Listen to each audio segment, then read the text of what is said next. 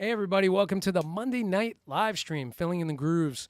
And last week we were on at 10 o'clock in the morning because we were live streaming across the pond with Gary Husband, which was an amazing interview. That's archived up on the YouTube channel, so you can check that out. And I just wanted to mention two people added to the schedule. Lenny White is going to be on the show very soon. We're still working out a date, but Lenny is committed to doing the show. Poor guy. And and Adam Deach is going to be doing the show. So looking forward to talking with Adam from, of course, Lettuce and Break Science. And he's a talented drummer and producer. So he's going to be on the show. And I also just want to mention my companies, Vader Sticks, Prologix Percussion.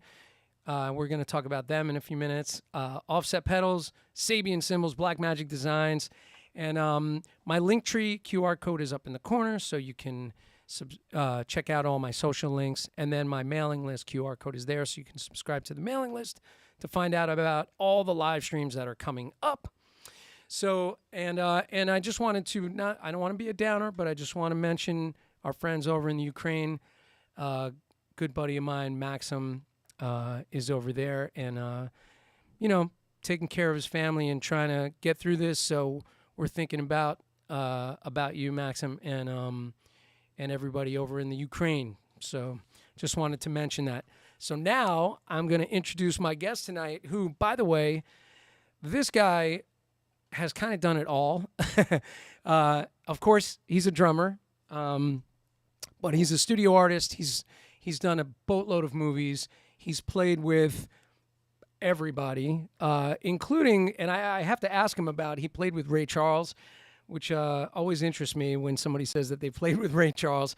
Nelly Furtado, Natalie Cole, Tina Turner, Hilary Duff, Andrea Bocelli, tons and tons of artists. And he also has some amazing educational products that we're going to get into, and also some drumming products that we're going to get into, as well as being a producer and just an incredible all-around guy. And he was on my buddy Dom Famularo show earlier today, so if you caught that, that was on the Mapex live stream earlier today. So without any further ado, my guest, Russ Miller. Woo! Hey, Jim. There he is, ladies and gentlemen, in the flesh. I'm here. I am here. Thanks for being on the show. And man, I tuned in to your interview with Dom today. Okay. And I know we spoke briefly right before it.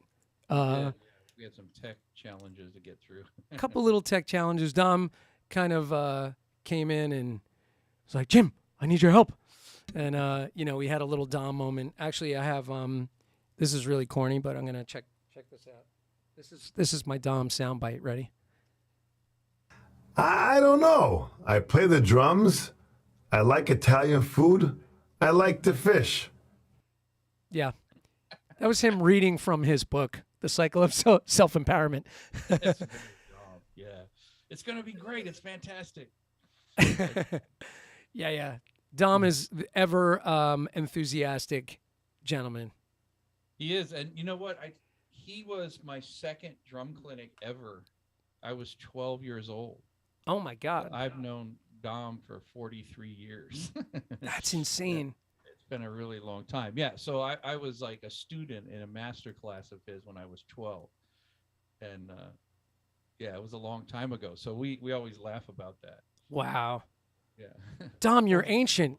How old am I anyway? Dom will probably pop in here tonight, I would think. He usually does.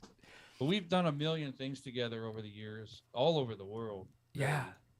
Like I said today, like no matter where I was, it was like Dom was just here last week.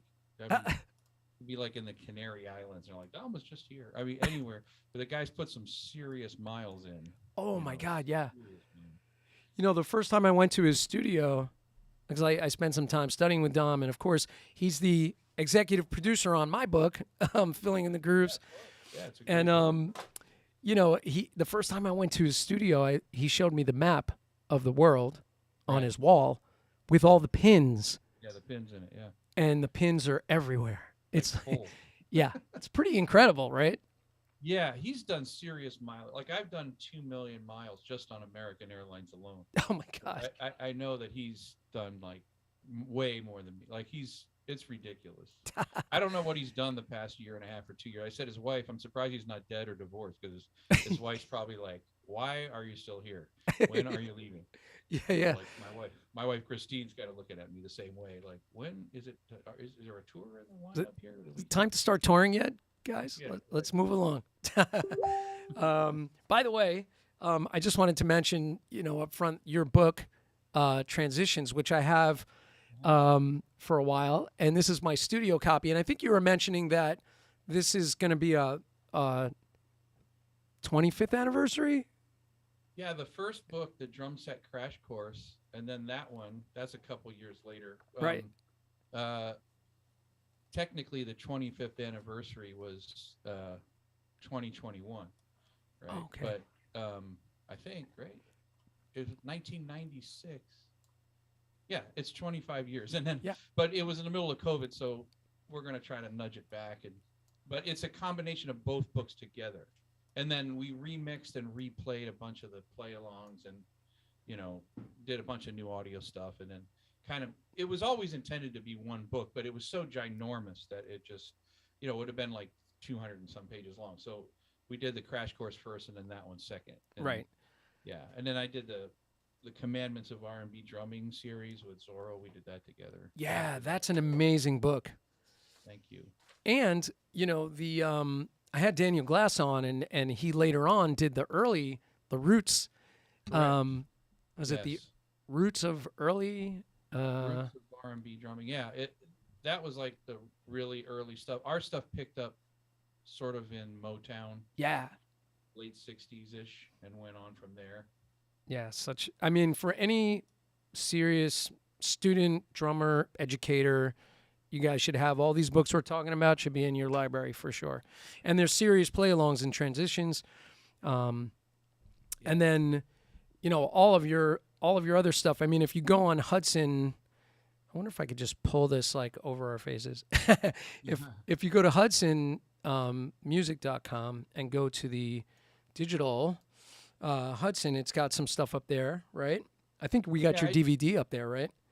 We got the Arrival Behind the Glass DVD, which was a really awesome project because it was about the Arrival album, which had me and 9 other drummer, me and Steve Gadd and J.R. Robinson and Kara Jimbo and Rick Murata. I mean, just goes on. Like all these guys, we played all this material together with interplayed drum set parts. Yeah. And they're very beautifully orchestrated with a choir and orchestra and band, and it was all written, very organized and played at a high level. It wasn't like go off drum solos the whole time or anything. But and then that whole project was documented, and the Behind the Glass thing was all the footage of all those sessions and playing things together. And then there's a 3-hour instructional DVD of everything that was played and how to play it, and the whole thing minus my part and the guests. So you can play Gadd's part with me or my part with Gadd, and all the charts. And it's an incredible project. So Yeah.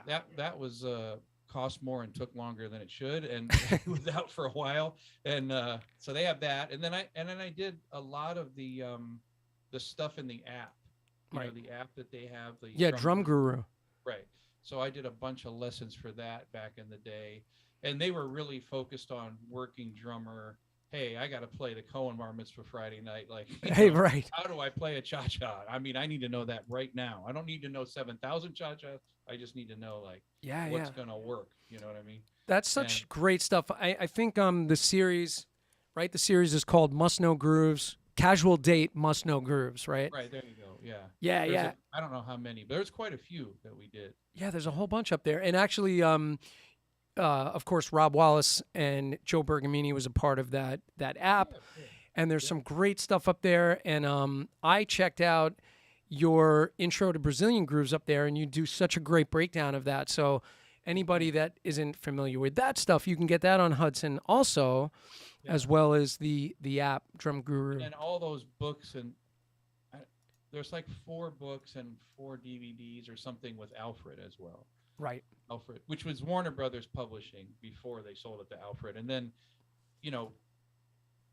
as the story goes, Rob and those guys started the whole thing at DCI, Right. then sold all that to Warner Brothers. We all came in at the end of that, did stuff for DCI and Warner Brothers, which was sold to Alfred. And then Rob and those guys started Hudson after the whole thing was sold. And then we did more stuff with Rob and those guys again. So it's been those same guys, really, all of it. But there was Dave Hakim and Mike Finkelstein and all these guys that were involved in the Warner Brothers era. Sandy Felstein was the main guy. He was the president who brought me in and signed me to Warner Brothers Publications back in the day.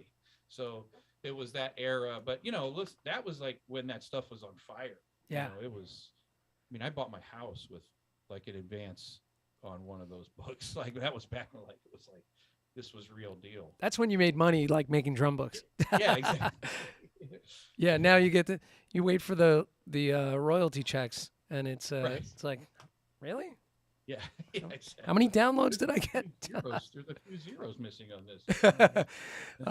But we still have the A team because, like, for my book, as executive producer Don Famularo, Joe Bergamini was the editor, Rob Wallace is the producer on Hudson, Rick Gratton was my layout guy.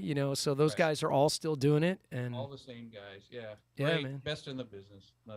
Nobody better. yeah, 100%.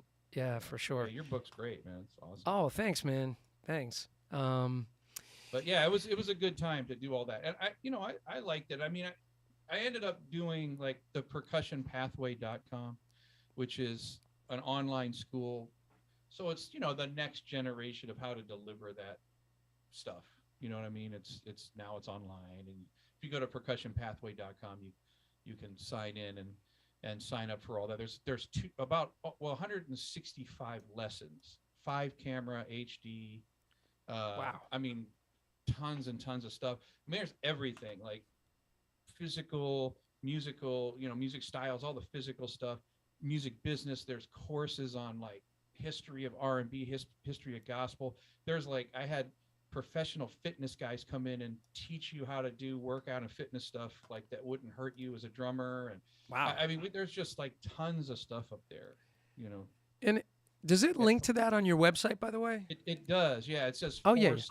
four-step percussion pathway. Yeah, so guys, Russ, the link to Russ's website is in the description of this video. So if you're on YouTube and you're watching, just click on the description. It's there. If you're on Facebook, it's in the below the link. It'll be there. And if you don't see it, you can email me and I'll make sure you get it. But it's russmiller.com. And on the website, besides Russ's discography and his YouTube playlist and all of the creations, all the products we're going to talk about a little bit, and of course, the records that you've played on that are from your own bands, and the 4-step professional percussion pathway is up there, all that good stuff. And so definitely check out the website. And by the way, before I forget, I just wanted to mention that we're running a contest. And look at that. yeah, so with this live stream tonight, there's a contest running, which is going to end tomorrow. And this is the signature pad, Russ Miller all-in-one ProLogix practice pad that has 3 different surfaces. Let me see if I can, let's see. Yeah, that thing's been, we did with the first incarnation of that was like 20 years ago. Yeah. And we've just tweaked it and tweaked it and tweaked it over the years. Jason and Andrew and everybody at ProLogix. Yeah, Jason is the best. Andrew's in the chat, by the way, so we'll talk to him in a little while. There's a brush surface. We have like a sort of light resistant surface, the gray one, VST surface. And then we have the green Logix surface underneath. And then you can even use this as a secondary surface, the recycled cork on the bottom. Yeah, and that's cut at the diameter to fit inside the hoop on your snare drum. See that? So it sits, it doesn't slide around. And Yeah. then there's cutouts for the snare basket arms as well. Yeah, and this is like birch or maple ply. Yeah, birch, I believe. And it's really, I mean, they're so well constructed. It's so ridiculous. And, yeah. And Jason, funny story. I grew up just south of Cleveland in Canton, Ohio, and there was a great drum shop called Zampino's Drum Shop, which is gone now. But that was where my career started. My first drum clinics, like Bernard Purdy and or Roy Burns was my first drum clinic, and then Oh, Dom wow. Famulero was my second, and and then I ended up taking lessons, and all the stuff, and I ended up teaching there for years, and won like a scholarship from there to go to school. I mean, just all this stuff. It was a big part of my youth, and my teacher, who ended up owning the store years later, Scott Gruel, he called me one day and he was like, "Listen, I got this student, Jason Edwards, who's starting to create this practice pad. He wants to make a company out of it, and he wants to do this stuff. And can you talk to him? Can you help him? Blah blah blah." So this was a long time ago, and yeah, we started talking, and I really dug what he was trying to do, and his attitude towards the practice pad was like very similar to all of ours with Groove X or Vic Firth or any of those companies that like Right. really want to make something at a high level, and it's not like, hey, let's make this as cheap as we can and sell it. It was like, let's make something really well and excellent. So I started doing stuff with him, and then that was the first thing we did. It was one of the first pads I think he released, especially at the first signature pad by far, but like he had a couple pads and then that was sort of the beginning of Prologics. Wow. In fact, I just spoke to him via email today and booked him on the show because I really want to get the full story. I mean, I know some of the full story because I've hung out with him a bunch, but I'm going to have him on the show. I'm doing a business series in Oh, yeah. May where I'm having guys that are drummers who are also entrepreneurs on. And so he's going to be part of that series. And his story is pretty interesting. And like you said, he's not just slapping practice pads together. He's making like No. serious, well thought out, Yeah. thinking about drummers in every possible way, trying to bring the best thing he can. They're by far the best executed pad on the market. I mean, Yeah. most of that stuff is like China, Yes. buy it for $3 and sell it for 20 and call it a day. But he's doing it at the level that Vic did with Sticks or Right. whatever, where it was like, why is this? I mean, I remember the first time I went to the Vic Firth factory and I saw him make it, and how much time and effort and consistency and was put into a stick. I felt like a schmuck because I was like, if I break one of these, I'm an idiot. Like, I can't believe, like, you felt like, man, I'm a jerk. Like, I chip these up and break them. I don't really break sticks, but you know what I'm saying? Like, it's like, it was there was a much put into that as there was a drum or a cymbal or something. And you're going, yeah, but we chip these away and break them. Like, but that's the way Vic was, he was, Yeah. we're gonna, I mean, we want them to, they were paired to look alike, and then they had the little hammer that hit them so that you could tell the pitch of the wood, the density of the wood was similar, so they were pitched to be similar, and just all that stuff where you're going, are you kidding me? Yeah. And, Pitch matching was always amazing to me yeah, because you could tell if you took a pair of sticks and you played some big rebound strokes and you can hear the pitches. If it was a half step off, they weren't Vic Firth's. yeah, and a lot of times they would get mixed up in my bag, and I would right. just lightly like, and I could do this and go, right, and see if they were similar pitches, because another one, just the same pair would just be a little bit denser or whatever. And that I have a signature model now, the guys at the factory have a range of weight, because there's a range of weight where they'll sell them and it's still a Russ Miller XHD Extreme HD stick, but I like them on the lighter side of that. So they have a weight range that they get, and they send me those. And I mean, they're it's pretty serious, right? Wow, that's anyway, like, Prologics is like that. Like, they're into making things well and doing things at a high level. Which I feel like you're right. Like Jason is kind of that old school generation, even though he's a young guy. Yeah. Because Well, he was raised by those guys. That's why. yeah, and it, like knowing a little, I knew Vic a little, and just through hanging around with Dom and getting to meet everybody, but like meeting Vic at Vic Firth Hangs, and Right. he was really classy. First of all, right? He was just old school. I always felt like he was wearing a red smoking jacket, and he was sort of sitting, in his throne, looking very regal, Right. Well, and that's like what Groove X is about. Like my company that we do accessories. It's really having that same attitude that started the industry, like Remo Belli and Vic Firth and Armin Zildjian and all those guys. Yeah. Starting, it was that attitude of like, listen, we're going to do something that we don't have, that we do need at an excellent high level, and we're going to produce it, and we're going to sell it. We're going to try to sell it so everybody can get it. But at the end of the day, it's more important to do something extremely well than extremely inexpensively, and Right. you don't want it to be super expensive. On the other hand, it's got to be done at a high level. Yeah. And that's the way those guys were. And it was like, look, if the sticks are $2 more than the other guy, oh, well, Right. they're great. They're the best ones on the market. And the same with and a lot of these companies, are completely off kilter. Yeah. They got people working there now that, not Vic, and I'm saying in general, but I'm just saying there's a lot of companies in the industry now that there's just people working there. They don't know a cymbal from a pizza pie. Yeah. And it's just completely, it's a whole different thing. Yeah. And it's unfortunate, they might be making more money in the book, but it's not being done for the right reason.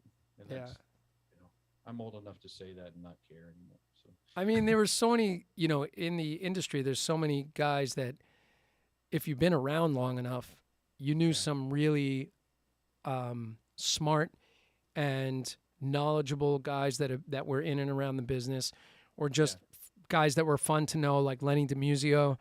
And his book, Tales from the Cymbal Bag, by the way, is very, very cool. But like Lenny he had stories, and gosh, I mean, those guys started the company walking around with a cymbal bag, showing Max Roach and Buddy and Gene, whoever, Elvin, like, hey, check these cymbals out. And the bottom line is, there was a underlying principle of honesty that doesn't exist if you're not from that era, that realm, that position of like, we're going to make this incredible cymbal or this stick or these heads or whatever it is, and we're going to do it the best we can because we want to do it and because we're drummers and it's going to be great and blah blah blah. That honesty, it's the same thing that happens in music. Like, when you see an artist that isn't, they're part of a machine that's positioning them at the head of this marketing machine, there's a lack of honesty that is not there. And the honesty of a James Taylor or an Elton John, of a Billy Joel, of all those guys, that honesty gets stamped into the music. It's like Chick Corea or somebody. It's like, it's not because I'm going to be this aficionado of piano. There's an honesty of like, we're going to make this music at this level with this level of playing because that's what we want to do and that's the sound we want to hear. And like, that honesty gets stamped on there forever. And you hear it every time you hear the song. You hear it. You hear the honesty of it, and that's why you can have a James Taylor who's maybe not the greatest singer, but because he's the songwriter and there's so much honesty behind it, him singing the song is as good as Andrea Bocelli singing the song, even though Andrea is this ridiculous monster singer. Yeah. It's because the honesty of the guy who wrote it is there. And that's what it's about, and that's where I was the drummer on American Idol, but like, that's where those shows, like the honesty of that person, it's like, yeah, you can sing fine, but at the end of the day, you're not bringing this artist with here's the music, here's the composition, here's the presentation, here's what it's about. I'm bringing this in and I'm giving it to the world.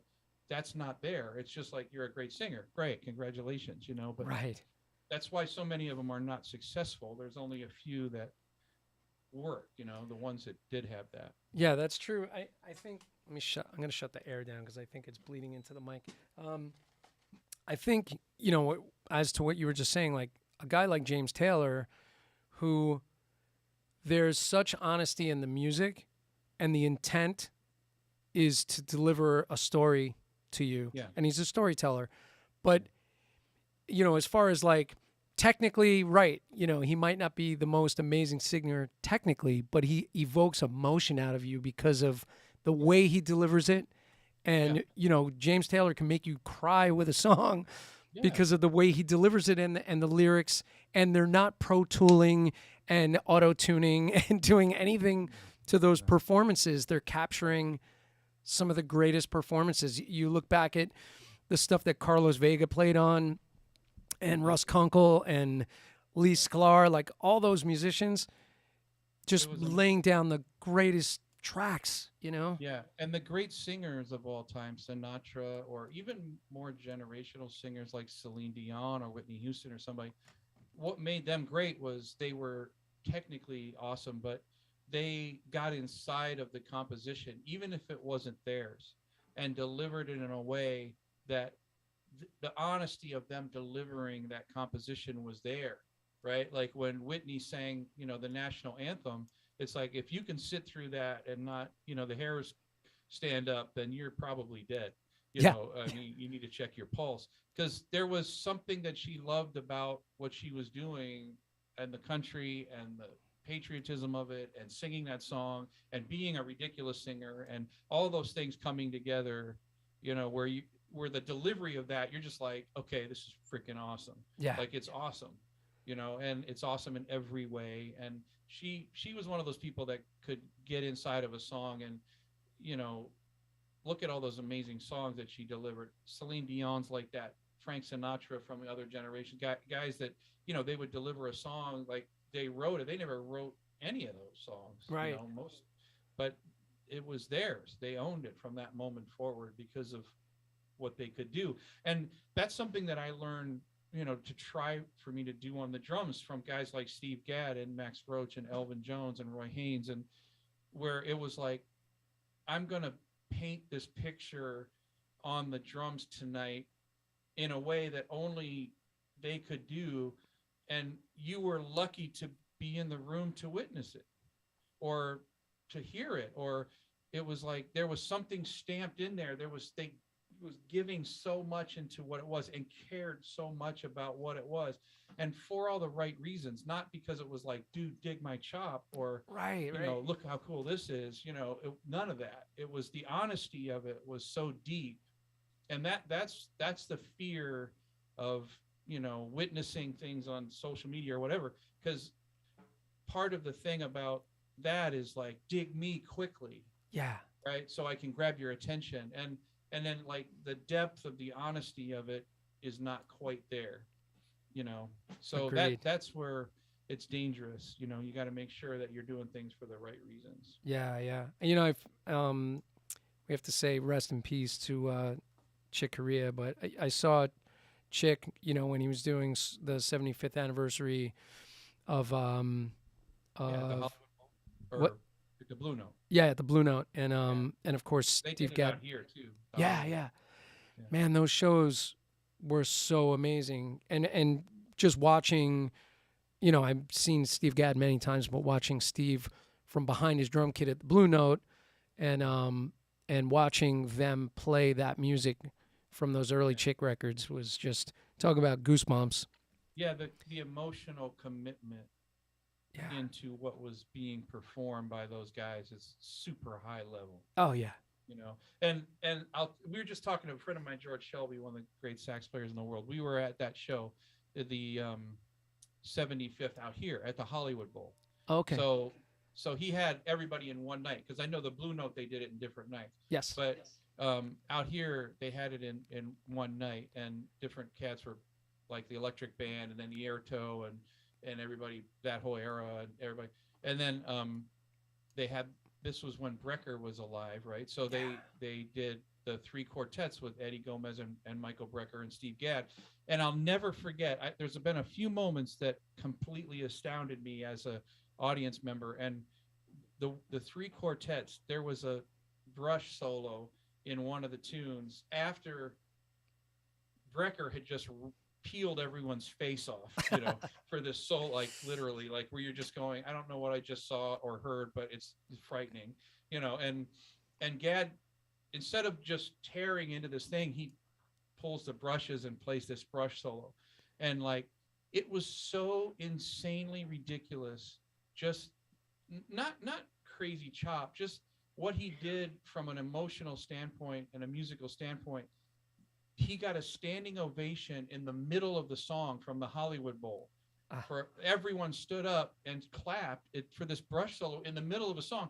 And I mean, I had like tears in my eyes. I mean, I'm standing going like, what is happening? Like, when does this happen? Like, you play a brush solo in the middle of a tune, and the entire Hollywood Bowl stands up and clap. I mean, Oh my God. you're going, good Lord above, man. If it was one of those things that really taught me a lesson about how much emotional input was put into music and how much care from the heart and mind was put into someone's playing, about doing the right thing at the right time. And of course the execution's there and all that stuff is at a high level, but Yeah. those other decisions, right? There's a lot of decisions that are getting made there that are not are very mature decisions. And anyway, it was a big lesson for me. Wow. I feel like there's a higher level of sort of mindfulness that has to go on where you're accessing, so deeply in the moment. There can't be any distraction of anything else in that Yeah. room. And I think a lot of times we're distracted by ourselves with ego and all those other things. Yeah, And yeah. yeah, but part of that is incredible experience too. Those guys they were so experienced by that time, and having done it for so long. And it's sort of the music business now where you see 14-year-olds getting signed to label deals. They're like Yeah. 18 or 19. They're like, you have not even been on the planet long enough to experience music Yeah. at a deep level. Like, you haven't even been here long enough. I'm sorry. You're great at what you're doing, but at Right. the end of the day, get back to us in 20 years. Man, I kind of want to dig into your story sort of from the beginning, but I think let's just do a really quick scan of the chat window and Yeah. just say hello to a couple of people, and then we'll dig into that. So let's see. First one in, Anthony Cucina. Good evening, gentlemen from the Jersey Shore. How you doing, Anthony? He's always in the chat for my show, so Great. good to have you. Joey Pinto, a Staten Islander, hanging with us. Yeah, yeah. Wonder Drummer from South Florida. Wait, hold on. What's your Wonder Drummer? Los, coming at you That's from South Carlos. Florida. Carlos, he's a good friend of mine. Oh, cool, man. Los, Carlos. What's Carlos's last name? Guzman. Oh, Carlos Guzman hanging with us, man. So Joey Pinto, Anthony Cucina, Andrew Capuzello. Yeah. Holy moly. Prologic's in the house. Favor Mitchell. I hope I pronounced that right. New subscriber. Thanks for hanging. Lucia Seminara, a young female student of mine, hanging with us. Okay. I know she'll have questions for you, so I'm sure it'll be coming up. Ross Amoroso hanging out with us. This is before the question. This is very early in the chat. I went all the way back to the beginning. Jay Bone hanging with us. Russ, he said your volume may have been a little low. I have a little control over that. Do you have any control over that? Do I? Or We do, but for the mic, you're just talking about the mic. yeah, We just have- for your mic. You can just bring the fader for the mic up a little bit. Is that on one, or are you looking at bass drum? You have to hit group number and then go to 17 to 32. Okay, now it says vocal, right? Check 1 2 2 2 2 2. Is that any better? I think Hello, so. I'm hello. looking at the green bars are a little higher. Nice. All right, there you go. All right, there you go, All J-Wo. Lucia, Russ, who or what inspired you to write your first book? My first book was a drum set crash course, and actually moving to Miami, I grew up in Canton, Ohio. I was talking about earlier at Zampino's, and then I went to the University of Miami in Miami, Florida. I always say that because there's a Miami, Ohio, but Miami, Florida. Right. And then basically what happened was I didn't have any ability for Afro-Cuban music or Afro-Brazilian. Like I just, I had played tons of gigs, but it was all rock and jazz. And so I get to Miami and I'm like trying to pay my way through school. I mean, I can't get arrested. I can't get a $50 cruise ship gig because I can't play all that stuff. Right. So I got a gig valet parking at a restaurant, and I hired Hector Nesiasup, who was Alex Acuna's nephew, and I I would take lessons with him, and I would go to Resurrection Drums, which is a drum shop down there, which I ended up managing years later and teaching and working there. I hired the owner who owns it now, Jeff Lee, actually, back in the day. But I would go there and I would hang out with everybody, and Hector would play these things, and these guys would play these things, and I would write everything out.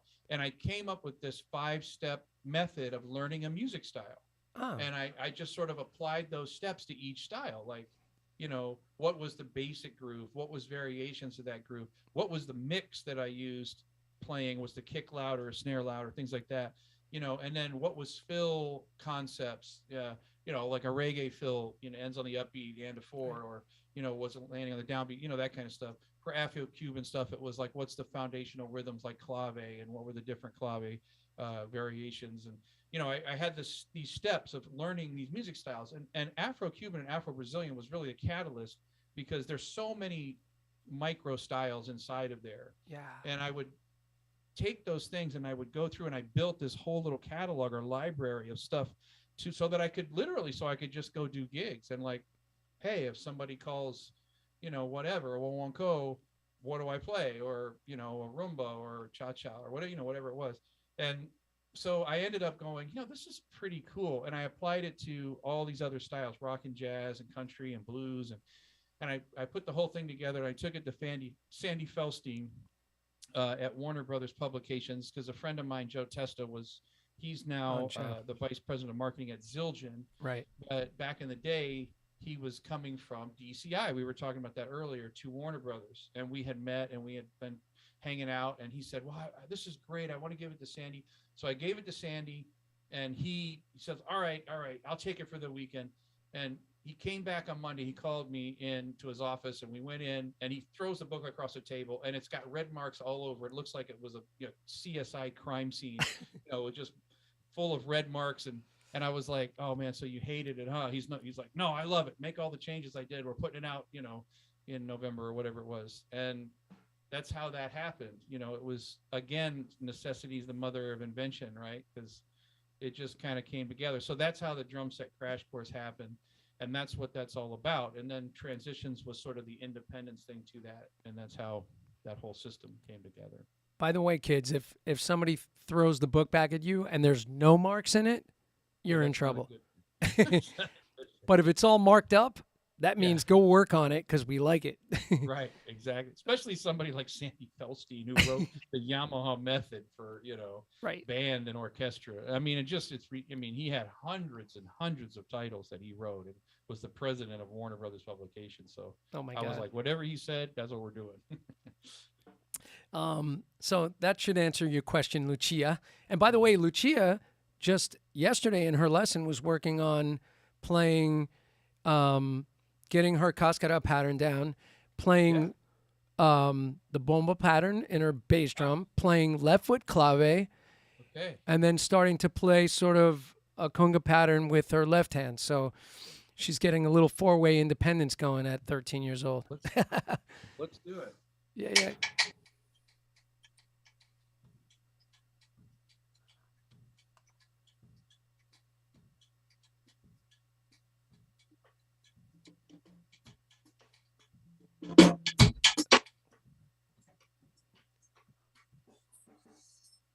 Hey, Russ, do me a favor. Do you have original sound on?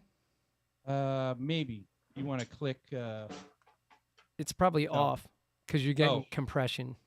Oh, we're getting compression. In Zoom and preferences, click... Should be in the corner of the window. It'll say either original sound on or original sound off. And then yeah, it should just be in the left corner. Sound on or off. We want it off. We want it on. Original sound on. Want original sound on. Okay, it's on now. Okay. Cool. Yeah, man. Awesome. All right, anyway. Yeah, so that's great. I mean, that's one of the, I have this Mundo, which is one of the Groove X products, to play cascara on the side of the drum. Yeah, show that in your overhead.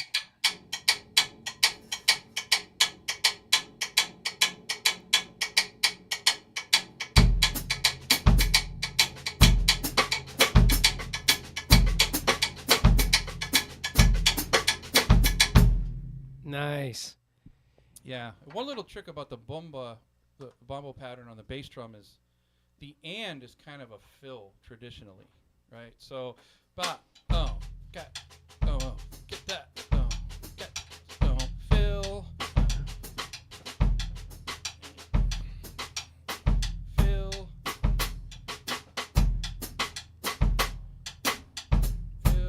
Yeah, Right? yeah. So when you go to play like this.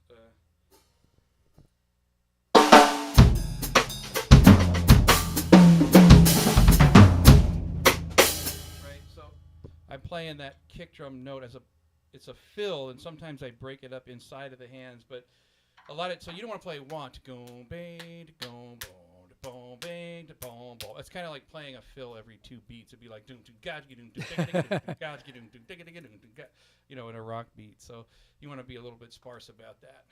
Cool. Get that, kids? All right. John Gill is in the house from Oneonta, New York, hanging out. What did he say? He said, hey, Jim and Russ. Russ, I enjoyed your Instagram live streams. Your recent live stream on your studio recording setup was great. Oh, thank you.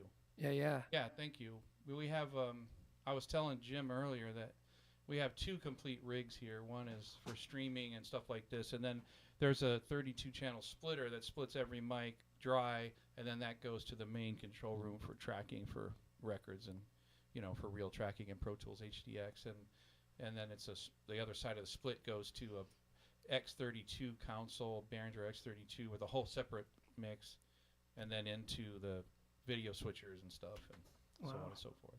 How high are the ceilings in your drum room there? They're 15 feet. Wow, that's nice. Yeah, it's 30 by 25 by 15 high. Wow. Yeah, we have a grand piano over there, but you could do a whole band in here. But there's 4 rooms here for the studio, so you can do like acoustic bass in one, and then or just a trio in here, and put the sax in the booth, and we have a vocal booth in the control room.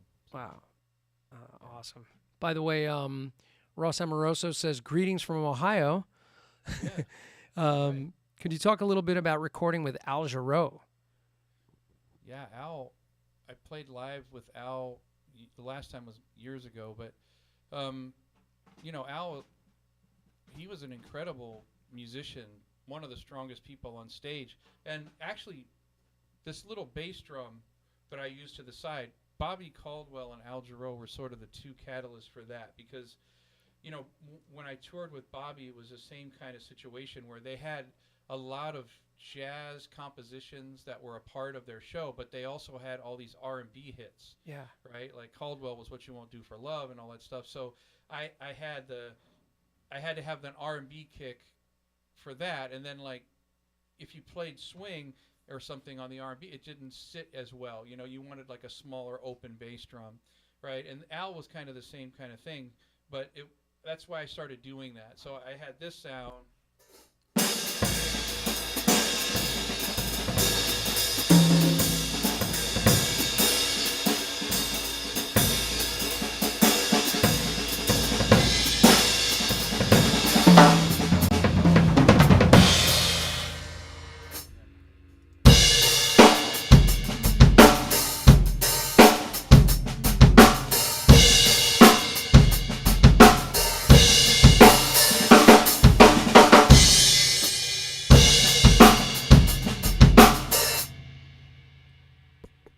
The difference in the kit, the bass drum made such a huge difference in the sound of the drums. And, Oh, yeah.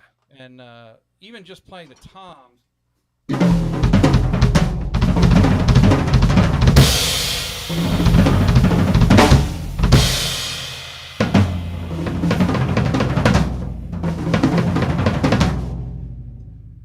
It's a really interesting thing. The toms sound different when you interplay the 18 kick drum than when you interplay the 22-inch bass drum. Yeah. It sounds like different toms.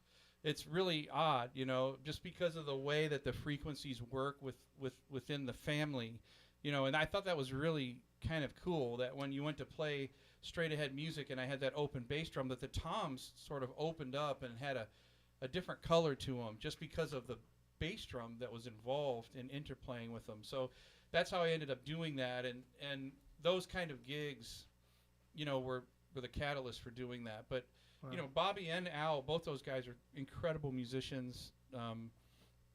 Some of the strongest musicians on stage, you know, which was really refreshing. Like an Andrea Bocelli is, you know, where some of the pop stuff, it was like the star was like the weakest person up there. You know, Right, the right. band was like killing. You know? But those guys, it was the opposite. Oh my God. And Al Jarreau was such a original voice. Yeah. Something you've really never heard again, I don't think. No, and like the voice was as strong as of an instrument as anybody, you know, Yeah. on the stage with sax or. I mean, he was. I mean, it was ridiculous. It was just ridiculous. Yeah. You know, the level of musicianship, and the thing about Al, that he was like a kid. You know, he just loved music, and you know, he would. He was excited to play the music with the band, as any of us was to play with him. Right. You know what I mean? And that was really cool, refreshing to see after somebody's done so much for so long, you know, to still have the love for it at that depth was really cool. Wow. Very cool. Great stories. By the way, my mom is in here. So, hey, Mom. Hi, Jim's mom. Mom's hanging out. That's Dale Toscano in Brooklyn, New York. Nice. Hanging out in Brooklyn. Actually, my drum room is still sort of, my practice room is still in her basement with all the posters up, like my Simon Phillips poster, my Vinnie Colaiuta poster, my Tio Puente poster, my Dave Weckl poster, Right. a whole Probably bunch of those on the wall. Yes. I probably had the same ones. I actually took a picture of the Dave Weckl one, and I texted it to Dave, and I was like, Dave, look how cute you are here. And he goes, you mean I'm not cute anymore? I was like, He's like, no. no, you know.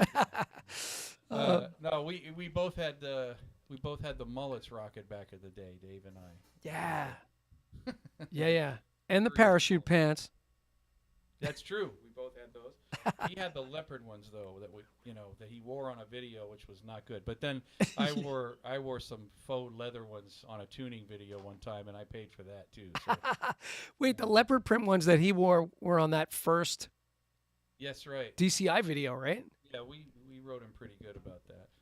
But, Dave's been a friend of mine for a long time. Oh, man. He just moved to St. Louis. We were, Yeah. you know, I spoke to him. I just got a new car the other day, and I sent him some pictures of it, and I was like, man, you know, you're not getting one of these in St. Louis with all that snow and the cold air. You know, I had the top off. No, nice. Oh yeah, he's. our cars up to the racetrack and drive them. Oh, do you drive as well?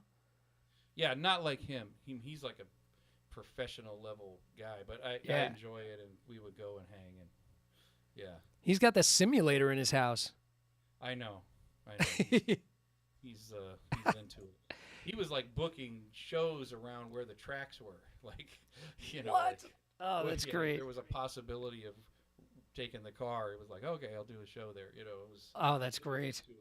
Like he would take the wheels, you know, a whole other set of wheels in the car and swap them at the track. And I love doing it, but you know, it's really expensive, man. You burn through tires and brakes, and you know, but I got a new Corvette last couple months ago, so I want to take that one up.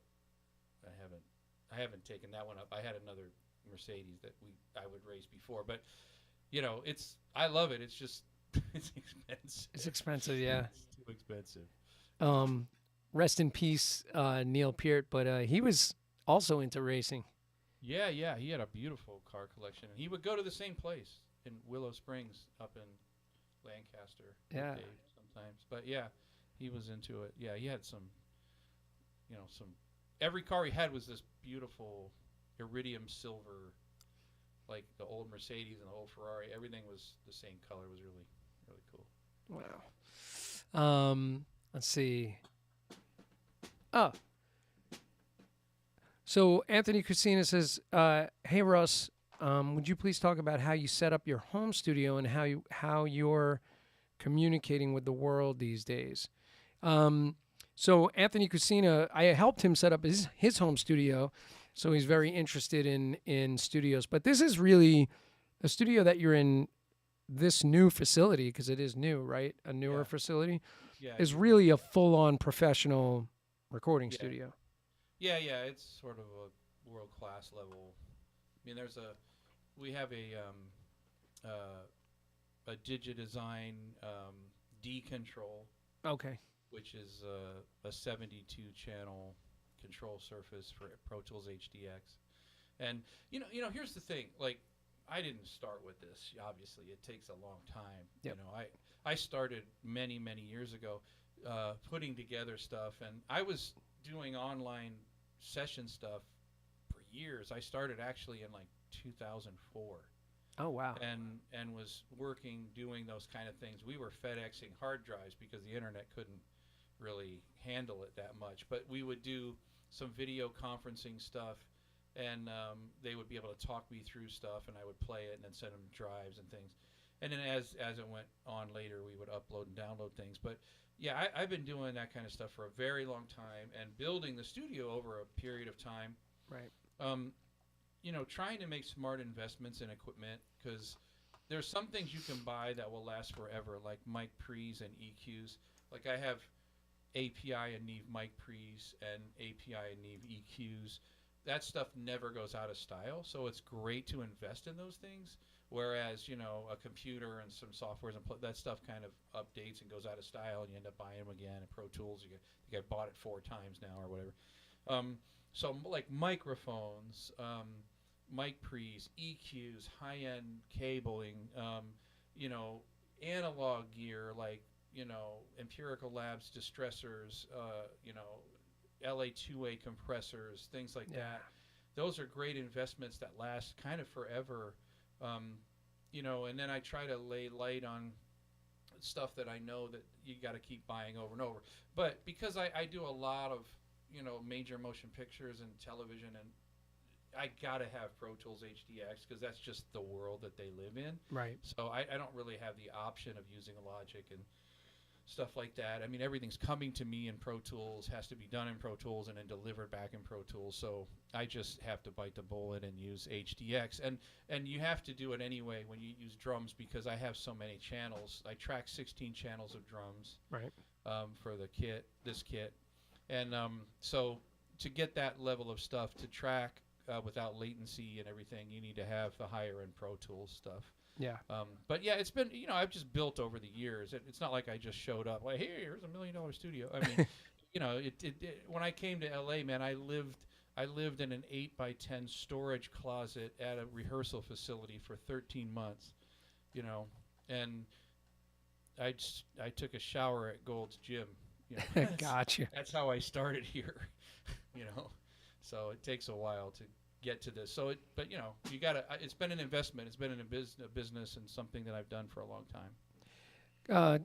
Question: did you have a membership at that Gold's Gym, or were you just crashing in their showers? I did. I had a membership. Yeah, it was like I remember when I thought I'm gonna live in this storage closet. I'm like, how am I gonna take a shower and everything? I'm like, Yeah. oh, I'll join the gym. So I would go to the gym, and there was a bathroom in the place, but no sink. There was no sink. It was just a toilet, which I thought was kind of gross. But it was like I'd go to the gym and get dressed and take a shower and hang out and all that. And I just had back then there was the first internet computer. Like I had a fax machine and a hot plate and a microwave and my drum set and a futon, and I was like, the thing was I was coming to LA to do what I wanted to do, and one of the things that I knew was, that I didn't have any idea of what level of competition I was about to get into. Like I had a basic idea, but until you sit beside Vinny Caliuta, at a club and listen to him play and go, okay, this guy's not good. He's ridiculously good. It's unbelievable. These are the best guys in the world, and seeing Jeff Beccaro or Carlos Vega or, Simon Phillips. Just all these guys that, Weckel. These guys, luckily I've been blessed to be friends with all of them now and have grown up together with a lot of them. But at the time, it was like, what is happening? No matter what you thought you knew or did or leading to that, there, until you sat beside it and experienced the level of playing and the understanding of what it was, it just wasn't something you could grasp. So it took me a while for me to be here, and then I would take lessons and I would practice and I would go watch somebody. I would try, and then I would maybe get one little gig, and then I would do things and I would practice, and I knew I had to ramp up. I had to get these gears like, all right, man, we're going to take this from South Florida to LA. This is a different gear. This is a completely different gear. Yeah. And anybody who tells you otherwise is they don't know what they're talking about. New York and LA and those places are different gears. I mean, it's a different level of understanding and execution. I mean, there's moments in Nashville, nothing against Nashville. There's moments in Nashville, but it's not like the consistency. Like if there's 10 guys in Nashville, there's 60 guys in LA, Yeah. and there's 40 guys in New York or 50 guys, and there's 10 guys in London, or there's 20 guys in Paris, or whatever it is. There's guys everywhere who are the baddest in the world, but the number of the conglomeration of cats in New York and LA is higher. They're all here. It's like my competition is Vinny Colaiuta and J.R. Robinson. It's Yeah. it's not the guy with chops in Chicago or whatever. I mean, it's a different thing. You know what I mean? Right. And I knew that. So it took me a while to ramp up to that. And so I kind of went at it with that approach. And Weckel told me years ago, like, all that stuff will come, man. The houses, the cars, just play, man. If you play at that level and you can execute at that level, there's not that many guys that can do that. And all that other stuff comes, it comes at you. And that's a basic thing of business, right? You never make money at anything until you have the ability to do something that someone else can't do. Right. That's if somebody can do it, they're going to do it cheaper. If they can learn how to do it in a week, they're going to learn how to do it and do it cheaper. I mean, that's why McDonald's pays $12, and the guy who flies the space shuttle makes $5 million. I mean, there's only one guy that can do that, or two guys that can do it. And that's the thing about playing. You got to realize if you can do it at an extremely high level and execute at a really high level, you take yourself out of that crowd, and there's not that many guys that can operate at that level. So the commerce comes with that, Yeah. There's only one Steve Gadd. There's not 20. Indeed. There's one, so if you want them, you pay for it. If you don't, that's it. Yeah. And, a guy like you're saying, when you got to town, seeing Vinny Colaiuta, some people would have packed it in and just said, went back home with their tail between their legs. Or you get fueled by, man, this guy's doing it at such a high level. I would love to be able to do that. And you work at it. Right. Even if you don't. I told Dom today, I said, my success has always been a combination of faith and stupidity. Faith in God and myself, and I'm just dumb enough to think I can do it. And that's just literally. There's a lot of things that I've went to do that I went, you know what?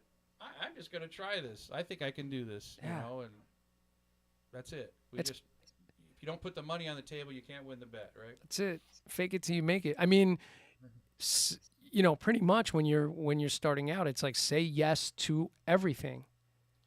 It is. I mean, there's a little bit of wisdom in making sure you don't get into situations that you're not prepared for. Yeah. I mean, I have guys ask me that a lot. Hey, man, sub me on some movie stuff. It's like, well, how much movie stuff have you done? Well, I haven't really done any yet. It's like, now. Yeah, exactly. How good of an idea do you think that is for you or me? Like, yeah. Come on, man. There's a lot of pressure when you go in on a movie and there's 80 people on the floor and we're sight reading a 13-page queue with a click and a conductor, and it's all synced to video, and there's hundreds and hundreds of thousands of dollars on the line just that day in studio fees and musicians' fees. It's like you can't be the person to make everybody take that again and do it again. I mean, you have to be able to handle that emotionally and psychologically, and it only comes from experience, so that that I know that I can do that because I've done it a bunch of times. So but you got to get to that point, so you don't want to jump into something you're not ready for. On the other hand, finding those things that allow you to grow and be with people that are better than you and have more experience than you, but not too much so that you're not bringing them down, but you're just enough, just staying in that thing, just to grow. You don't want to get Chick Corea's gig and, out of college, because now, you're going to you're going to draw them backwards because you can't handle where they're playing the game at. Right. And it's finding that balance. Yeah, yeah. You mentioned something earlier that I thought was really great. The way you said it, about if you're shooting videos of yourself playing 5/7 every time you make a video, you're probably not going to get called for that blues gig because people aren't going to think that how much time have you spent playing blues, right? So it's like Right. it's the cards that you show have to be where you want to go, right? It's like True. Yeah, yeah. Focus determines reality, but I think that's one challenge right now with the social media thing and people presenting themselves every single day. yeah. That's something that we didn't do before. I don't present myself. It's hard for me. I mean, I didn't grow up taking a picture of everything that I did and taking a video of everything I did. To be honest with you, a lot of people always go, "Hey, man, shoot us some videos from that session," and stuff like, dude, I can't. I can't. I mean, I'm on the Michael Bublé date on the floor with Michael singing live, and I can't film that. Michael's or anybody else from the team is going to be like, what are you doing with that video? Like, we don't want it out there. Right. We want to make sure that the presentation of things is high level, and they have every right to do that. So there's a lot of things that I can't film, I can't do. I'm not used to that. It's not something I'm used to. Hey, here's my lunch. I mean, I didn't grow up doing that. Yeah. So it's hard for me to do that. I want to do it in some ways I don't. But it's difficult for me. It's something I've had to try to get used to. Like, there's some guys that are a lot better at it than I am, like way better at it. Just perpetuating that thing. Yeah, but it's also the desire to do it. Yeah. And I don't really have that. how is it serving you? Is Yeah. I think the thing about it is I like to show people stuff that excites me and it's cool. Yeah. I just always try to make sure that I'm not doing it for somebody's approval. yeah. That's the hard part is when you see everybody going, I find my approval in those likes and Right. those Yeah, yeah. things. That's not my approval. My approval is found, between me and God and my family and myself. Right. Because I'm the first person to go, that's not happening. I need to fix that, or I got to play that again, or, I don't need somebody to comment about it. I know it sucks before you know it sucks. Well, man, as parents, we got to be really careful that our kids are not buying into that. There's actually there's a Netflix special right now called The Social Dilemma Yeah. that I think parents and kids should watch. Just the whole mentality of the approval thing, Oh, it's you know. brutal. I have a 13-year-old girl, dude. It's Yeah. I mean, there could not be. I mean, the phone is the worst invention in the history of man for a 13-year-old girl. Yes. There's just nothing worse.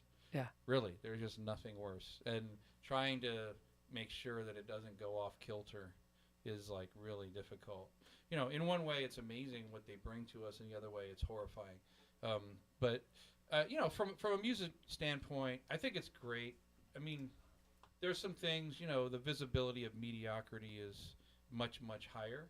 Yeah. Right? So there's a lot of things mediocre and below that we never even saw before that now we're forced to see. But, Yeah.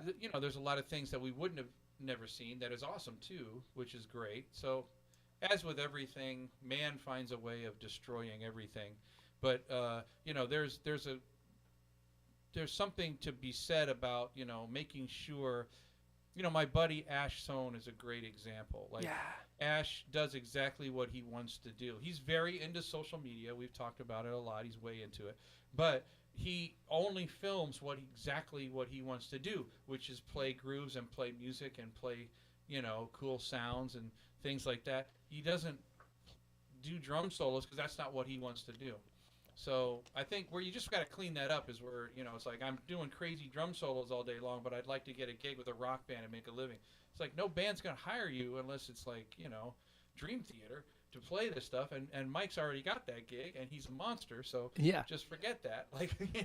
And I mean, it just depends. You present what you want to present. And, Yeah. but it's the same way that would happen like when we were on gigs, and you'd see, like, I've been on gigs in LA, man, where it's like Will Kennedy and Peter Erskine shows up to the gig, and you're like, oh good lord, like what do I do? And the devil in this thing is like, blow some chops, man, and the angel on this side's going, you better play music that's going to impress them more than the chops, and you're fighting that whole thing and trying to be mature and go, at the end of the day, they're mature enough to only want to hear something done well. Right. And I've got to be mature enough to only want to do something well, right? And indeed, so on and so forth. By the way, I just want to mention that I got to just skip down the chat a minute. I'll come back to you guys. I'm sorry, but Dom's in here. So he said, Russ is on fire. Put him out. So welcome, Dom. And by the way, Dom, you did an amazing job with Russ earlier today. Russ is like burnt out from podcast today. He's like, enough. No, it's okay. Enough of you guys. You guys make it easy. Yeah. And Rodney Ballard's in here, and he won the ProLogix pad last week from the Gary Husband show. Very cool. So hello from Nashville, Rodney. Jim Mola, great New York jazz drummer, hanging with us. All right. The Beat Lab Music. No first name, but Beat Lab Music is hanging. So I'll go back to the chat in a little bit, but I got a question. So what was the spark? What was the initial, when did you see a drum and went, oh, that's what I want to do? Like, how old were you? When did that begin? I was 8 years old. It was like 10 years ago. And, I was 8 years old, and one of my good friends that lived around the corner from me played the drums, and I had a cousin who was playing the drums, but the friend who lived around the corner from me, he could play, and it was really cool. He had his blue sparkled Ludwig kit. He would play AC/DC songs, and I'd be like, wow, that's really hip. But my grandfather was a music enthusiast, and we were listening to big band music, and I was just goofing around, tapping around and stuff. I actually started to play the guitar first, but I stunk at it really bad. So I ended up selling the guitar and buying a $50 Sears drum set and destroying that. But it just took to me. I just got into it. I just took to it, and I decided very, very young that's what I wanted to do. And I had this. I grew up in a very small steel working town in Ohio, and everybody basically went to high school and then went and worked at the factory, and that was it. And I was going, no, I'm going to be a famous drummer. So it was like, I sounded like the village idiot, but it was, it was. I just believed it was possible for me to do whatever I wanted to do if I put in the time and effort, and that if there was someone doing it with me, all I had to do was put in more time and more effort, and I would be the one to succeed. So that was it. I was into it. And really the turning point for me, to be honest, the turning point was I was studying architectural engineering in school, in high school, and mechanical drafting. I just liked it. I wasn't ever going to do it or anything. I ended up using it a lot later on to do design for companies, so it all kind of came around full circle, because I draw blueprints a lot for Mapex and stuff that we're designing and working on, and with wow. So it actually came back to help me out. But at the time, I was studying that, and they gave us the very first CAD computers. They were computer-aided drafting. I mean, these were like with the green text on the screen. I mean, the very first computers that they were starting to move from just using a pencil to draw and design things to using a computer. So my last 6 months of high school, we were learning this computer thing, and the company that invented the roller bearing was in Canton, Ohio, Timken Roller Bearing, and they came into the school and basically said, listen, you guys have been studying this computer. We don't even have this yet. Does some of you guys want a job? And everyone in the class basically was like, yeah, I want to work there, And I remember it paid $30,000 a year, which was serious dough in '86 or whatever. Yeah. And I was like, no, I don't want it. And they're like, why? And I'm like, I'm going to be a famous drummer. So, that was like a moment where the drums, there was a fork in the road where the drums were involved, and that changed my direction. Because if I would have taken that job, I would have got used to that 30 grand a year, and that would have been it, right? Because the commerce in your life can play a huge role. It's very important, right? Like if you have to make a lot of money, you have to make certain things, then it changes the decisions that you can make. Yeah. Right? So keeping that very low and allowing me the freedom to make different decisions. And I didn't come from money at all, so it was something that I had to build up and build up and build up. And anything that I have from a finance standpoint has been the result of playing. Wow. And what my career, it was not from something else. Not till the last several years have I been involved in a lot of different business things that brought in other money besides just hands-on playing the drums. And it's pretty remarkable that the drafting came in handy now with these products. Joe Bergamini studied architecture. Also, it's crazy. I mean, God just works it out. Like there was a reason I was doing that, and it just sort of Here's why. Here's the reason. Hindsight is 20/20, right? You go, oh, now I know why I was doing that. Like it didn't make any sense at the time, but now it's great. Like I draw up all the production plans for certain things with GrooveX and talk to the manufacturing guys at the factory, and I ended up doing a lot of carpentry and studying carpentry, and it allowed me to like physically make prototypes and cut bearing edges and design shells and do woodworking for Mapex and all kinds of stuff. So wow. Yeah. I'm just gonna give a shout out to a couple of people. Bob Sears from New Hampshire hanging with us. He says shout out to the Zoom squad because he comes into my hand technique workshop during the week, and also Lewis Larson, who's a student of mine at Princeton, is here, and Joe Elliott, who is like my best buddy in high school and junior high and high school, who's also a drummer. Long time Joe. He's in here. And Dave Clive from Dave Clive's Gretsch Museum in Brooklyn is here. Oh, yeah, of course. Yeah. So saying hi to a few folks. So you in high school, was there a band program that you were in, or? Oh, yeah. I mean, that era was huge music education. So I was in all the bands and wind ensemble and jazz band, stage band, and marching band. I marched with the Canton Bluecoats drum corps, and just tons of stuff. You could major in music at my high school, so I had music like 6 hours of the day and just one other class, and I was doing all that music comp and music theory. When I got to college, I was already in theory 3, to get I was already as a freshman and just all that stuff. So it was a lot of study and music. I felt like for me, the more information I had, the more wise decisions I could make long term, and it would free me up to do a lot of different things too.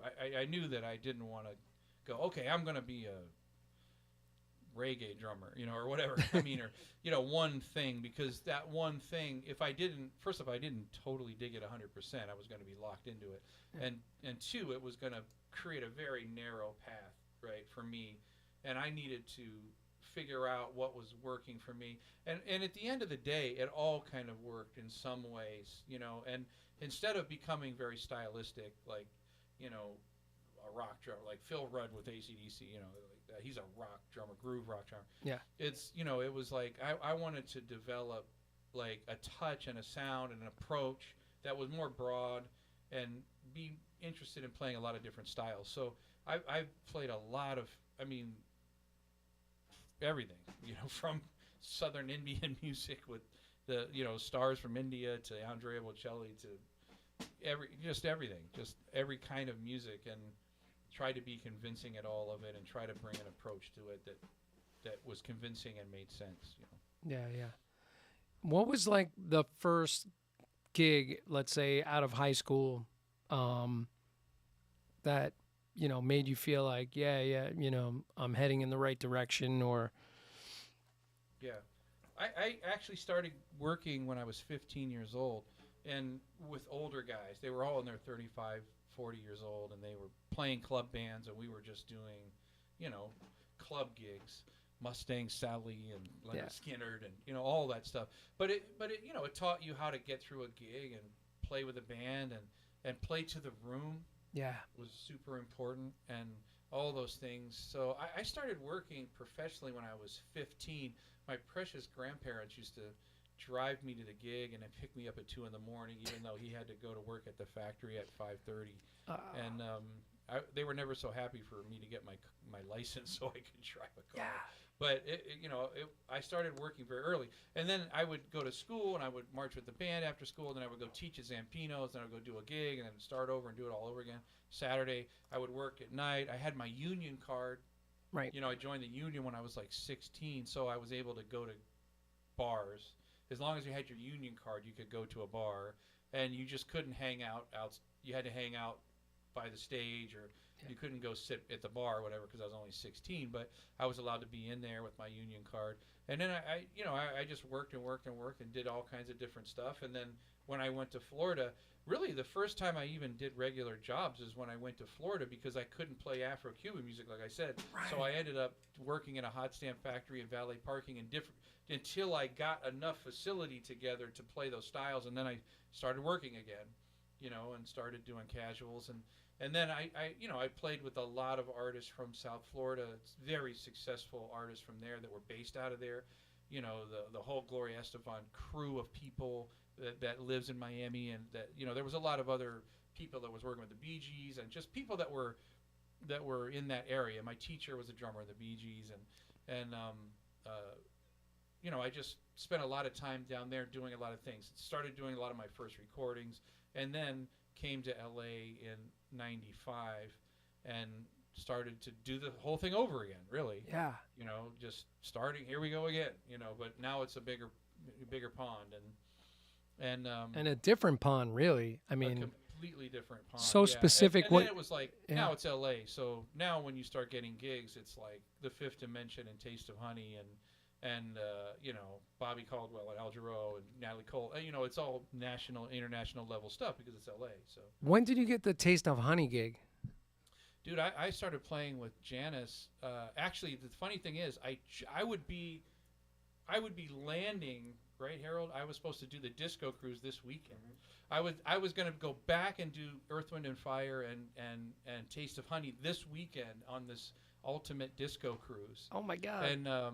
And I pulled out because I was a little spooked about the cruise thing, to be honest. Because they were doing that thing where they were not letting the boat, if somebody gets COVID, they let the boat's got to stay out to sea. And, it's like, they won't let them dock and you got to stay in your cabin. And I didn't want to get into that. So the irony is I haven't spoke to Janice for years. Janice Marie, who's, she played Boogie Oogie Oogie and sang it, played bass. She's the bass player.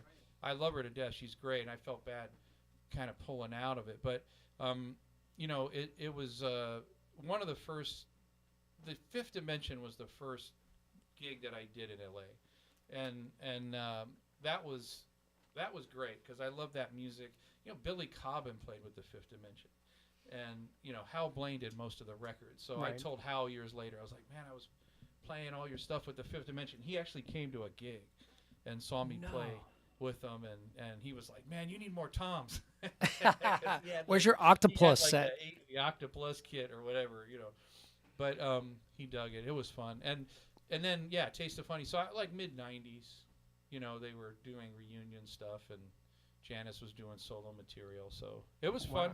And, I've been able to, because I was working for Dick Clark, we were doing a lot of house band stuff where I got to play with all the Motown Four Tops and the Temptations and all that, and then disco stuff with Gloria Gaynor and Cheryl Lynn, and then I was with Ray Parker Jr. playing that stuff and the Taste of Honey, and then just a lot of different stuff, George Benson and Bobby Caldwell, Al Jarreau, that whole smooth jazz era. I was kind of really in that whole thing for a minute.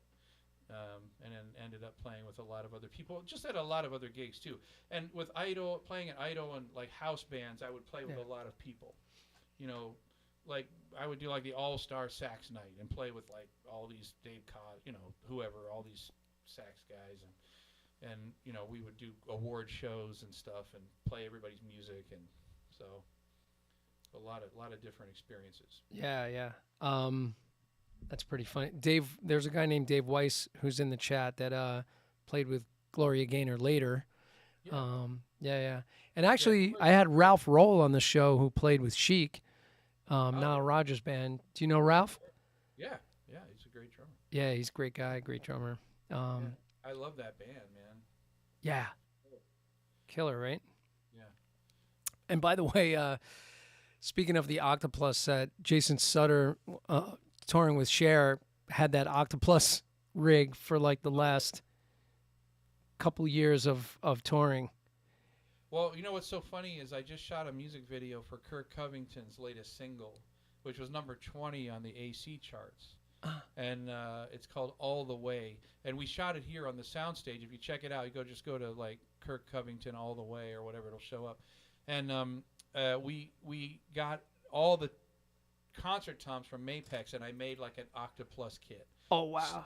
6 through 16, and it was kind of like a Soul Train thing. So I wanted to have like straight cymbal stands with a couple crashes, and then like a very Hal Blaine drum set. Single-headed.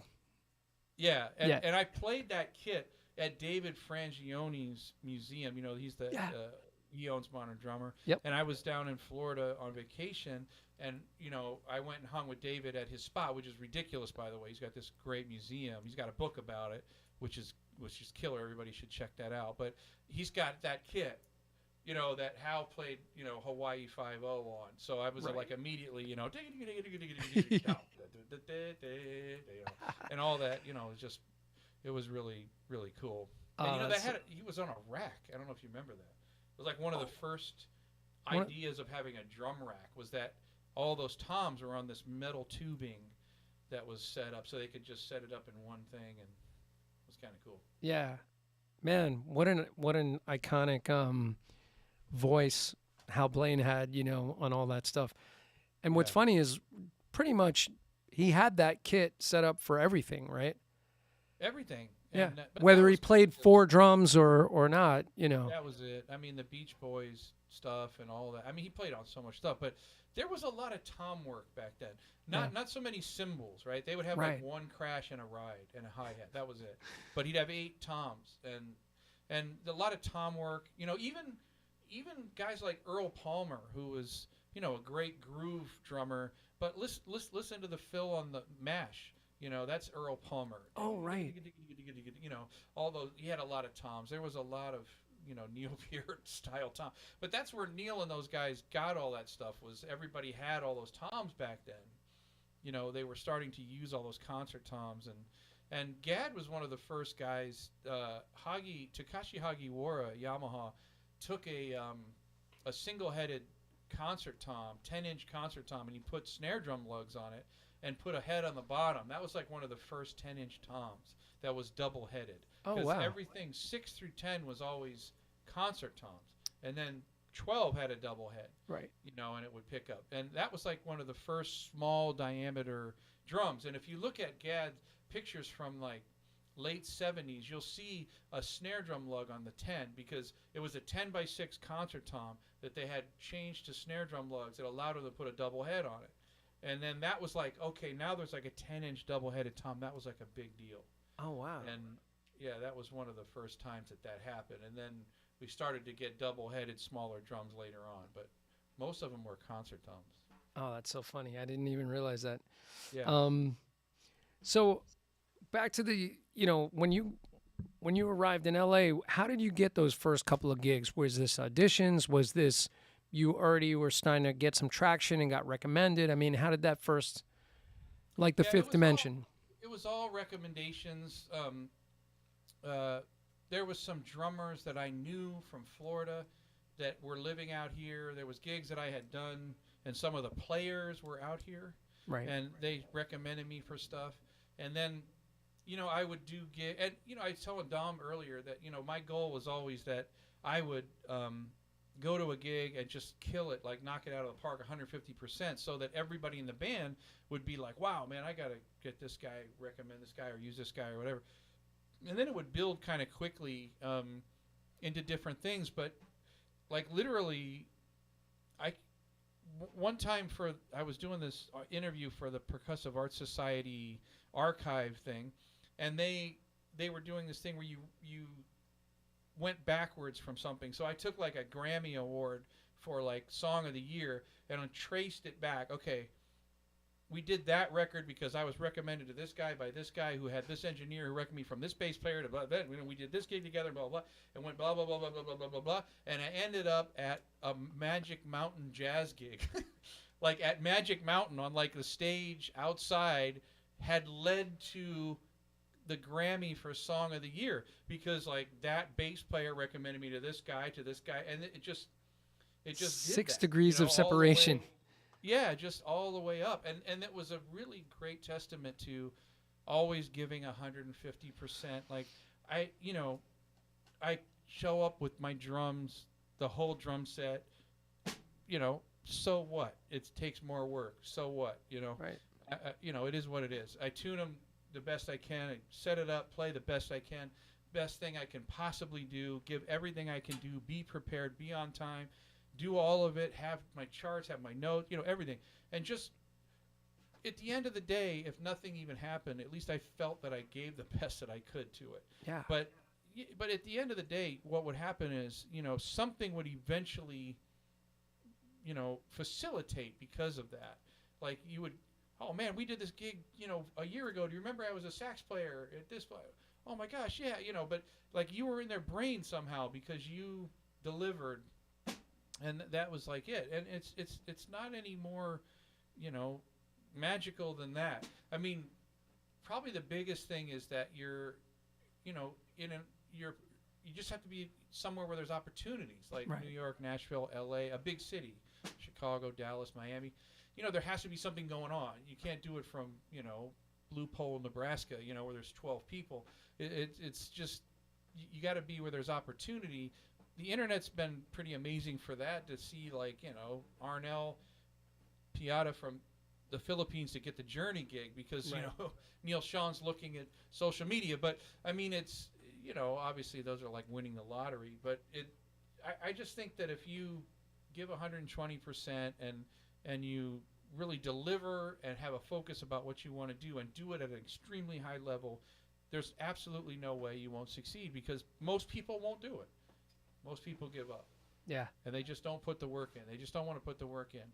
Well, that's it. It's the having that drive that you have, which I don't, I was going to ask you, where do you think you got that from? But having that drive to constantly work super hard at it. I remember John Riley quoting, I think, Papa Joe saying that it's not the talent is not, like the God-given gift that I can just play drums great. The talent is being able to stay at it and work hard no matter what.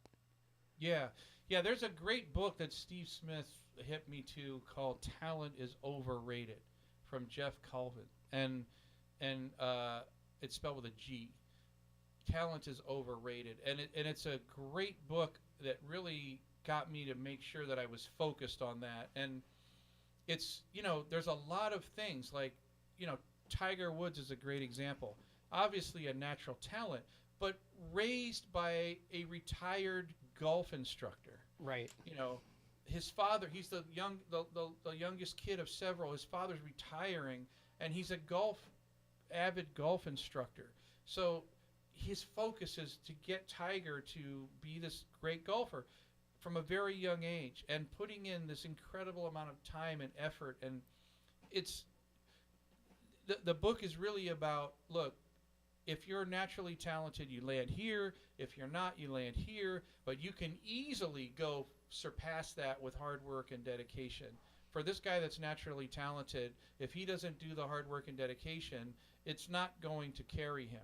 Now, if you are naturally talented and you do that, it's going to rise up, just like this guy's going to rise up. But they both do it. It's all hard work and being excellent and being dedicated. And, no BS, man. Like the one thing about getting older is my BS meter goes. Yeah. Like I can't pretend. applaud mediocrity. I can't pretend things are great anymore. I don't have that ability anymore. I used to be able to do pop gigs and be like, "Oh man, you're the greatest singer in the world. This is the greatest thing." My ability to do that is gone. Yeah. But it's just, if you just know BS, man, just put it all away. Put the BS away. You're not fooling anybody. We're not pretending. We see right through it. The real cats see it anyway. Yeah. And I had a lot of the older guys, Roy Haynes would be like, "Man, you don't have to tell me how good you are. We already know it." Yeah. We already know it. If you're happening, we know it. If you're not, we know it. You telling us you're happening isn't changing our decision on you. Yeah. And that was like a big thing too. It's like, I'm not going to BS guys who actually know into thinking something is different than it is. No. Like, if it's happening, it's happening. If it's not, it's not. There's been a lot of times where I did stuff, it just wasn't happening. There's other times where it was like, I didn't know if it was happening or not, but people dug it. And I just did the best I could. So, it's just put the BS aside, man. And, Yeah. I don't care if you got more comments or likes or whatever. The cats who know. That's it. Tommy Igo's BS meter is about this big. Yeah, I know. I know. Tommy and I have been friends for a long time. Yeah. He's pretty vocal about it, too. Yeah. You think? Let's see. Harold Franklin's hanging with us, and he says, Oh. Russ, what made you start the Groove X company? And he loves the X Click. Do you know Harold Franklin? I do. I've heard of him, yes. Yeah, man. Well, look, Groove X is actually, I'm getting handed one right here. Yeah, baby. This is the X Click. Did you guys see that? Yeah. Let me full screen you. Go ahead. Yeah. Can you see that? Yeah, man. Yeah. This is it's an extreme cross stick accessory. It's made out of maple and copper, and it goes onto the side of the drum, right? And it basically gives you a stronger, like, this is the regular cross stick on the drum. Yeah.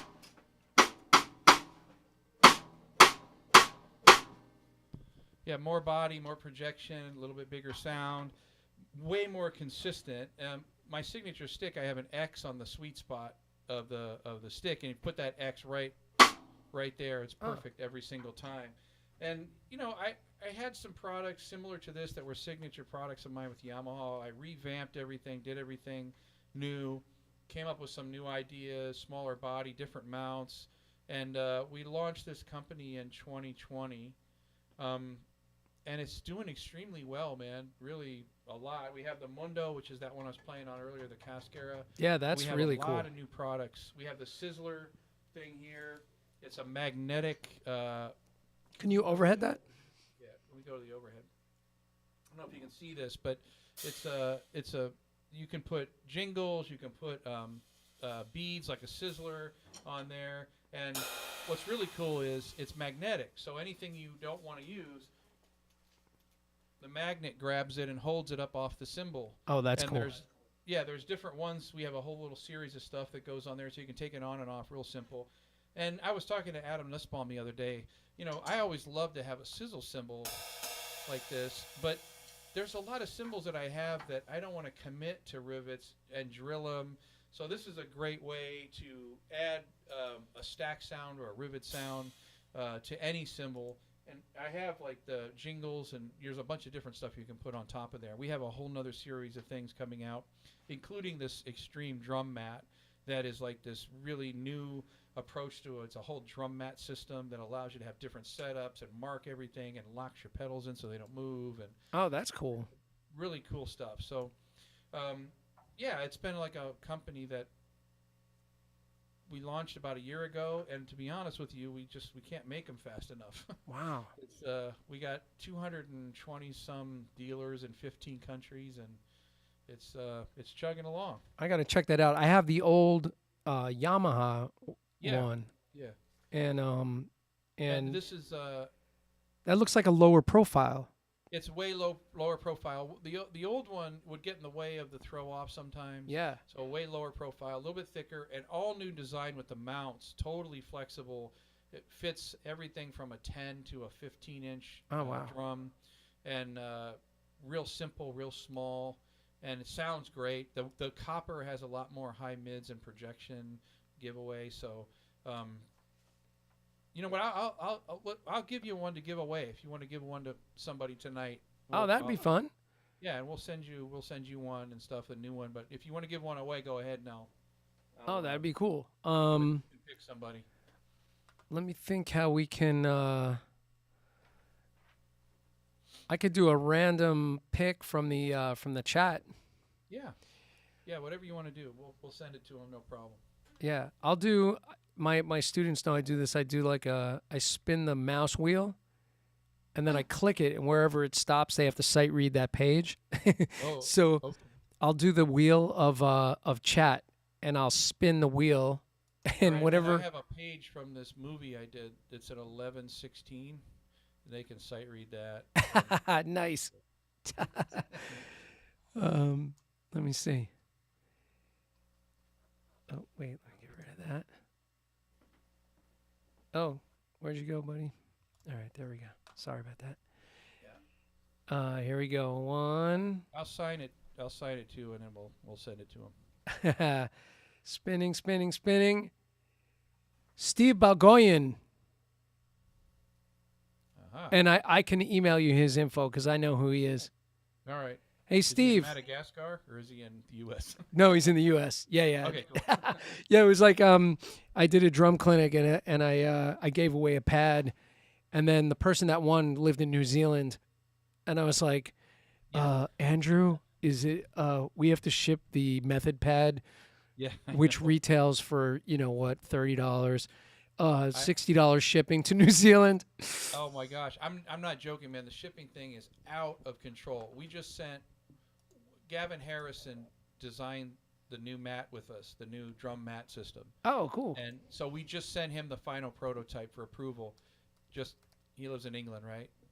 Yeah. $665 What? FedEx to send it to England. Oh my God, that's insane. I could not believe it, man. I just talked to Riley, the girl that works for me, and I was like, "Is this absolutely? It's just nuts. It's nuts." How are they getting it there? Carrier pigeon? It's like what the heck? I mean, it's like the Economy International. I mean, those companies are off their rocker, man, with the shipping thing. Oh my God. Whatever. It's all right. By the way, Anyway. Steve's in Boulder, Colorado. All right, that's easy. That's easy, No right? problem. Congratulations, Steve. We'll send it out to you. Just email me or Jim your address, and we'll get it out to you. All right, so If you need to send it to me, you can go to russmiller.com and click contact. yeah. Or groovex.com. You can click info at groovex at the bottom, and you can do that too. Okay. Yeah, Steve, whatever you want to do, or just email me your info. I can forward it, Yep. right to Russ. So any way you want to do it, just let me know.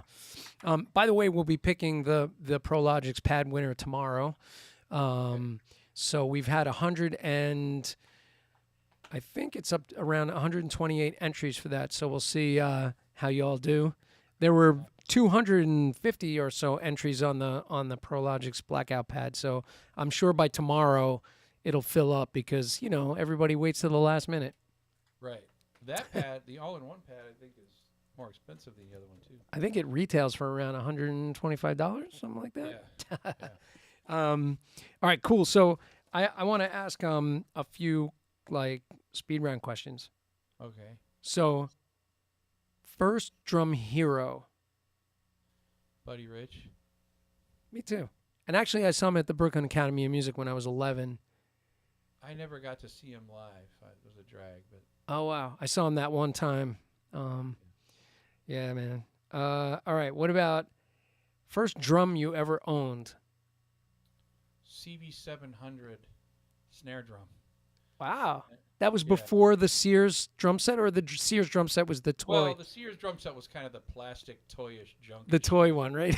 Yeah, the CB700 was an actual real drum. An actual drum, yeah. And that was back in the day. Like, you played the pad for a year, learning how to read and getting proper technique. Then you played the snare for a year. Yep. Then you maybe got a kick drum and a hi hat. Then maybe one tom, and maybe a year later one cymbal. And it wasn't like you ran to Guitar Center and bought like a double bass drum set. So Yeah, exactly. I had like that snare drum for about over a year. It was just the snare drum, CB700. You know, Wow. I remember that drum, chrome drum. Just reminded me of this is a little off the topic, but I had Sperry Kairos on the show, and he studied with Charlie Wilcoxon, Yeah, and he yeah. said that he would go to lessons with Charlie, and he went to his first lesson, and Charlie threw him out because he said, play me something from my book, and he thought he prepared it really well. He played it. Charlie was like, threw him out. He had to pay for the lesson, threw him out. He said, see my wife on the way out. His wife had a little desk in the hall, and said, go buy a practice pad and a metronome from her and go home and don't come back until you can play that solo perfectly. I love it. Those are the old guys, right? The old school. The old school. Like I studied with Jim Chapin for years, and I never touched the drum. It was all on the pad. All pad, yeah. God bless Jim Chapin, and Dom said that Chapin was laying in his, basically at the end of his life in the hospital bed, practicing on his pad, Yeah. right to the end. That I would think so. I And- wouldn't think of it any other way. And as Dom says, Dom went in there and said, Jim, what are you doing? And he's like, I think my left hand is getting better. Just in time. Yeah, just in time. First record you ever bought, maybe with your own money, maybe not, but first record you ever bought. Buddy Rich and Illinois Jaquette. Wow. Yeah, that was vinyl. That was the first vinyl record. Wow. First concert you ever attended. ZZ Top. Really? Yeah, and I'm having lunch with Billy Gibbons this week. Actually. Are you? Yeah, we're talking about him doing a show here at Hitcore, which Oh, is the wow. company for the online events thing. But yeah, so that's kind of full circle, right? Oh my God. Yeah, totally. Yeah. Yeah. You ever see, this is kind of an off thing, but you ever see there's a video floating around on YouTube that says, this drummer's on the wrong gig? Oh yeah, I know that guy. Yeah. I forget his And he name. came up to me. I was doing an autograph line at NAMM for Remo, and he came up to me and was like, "I'm the drummer on the wrong gig guy." He was a nice cat, and he can play. Yeah, he can play. He was on an episode of The Office too. Did you see that? Oh, that's right. Yeah. When they put a band together in the warehouse. Yep. Yeah. Oh, that's so funny. I forgot about Steve. that. Steve is his name. Yeah. Yeah. Worst or weirdest gig you ever had? Oh my gosh, there's a lot of those.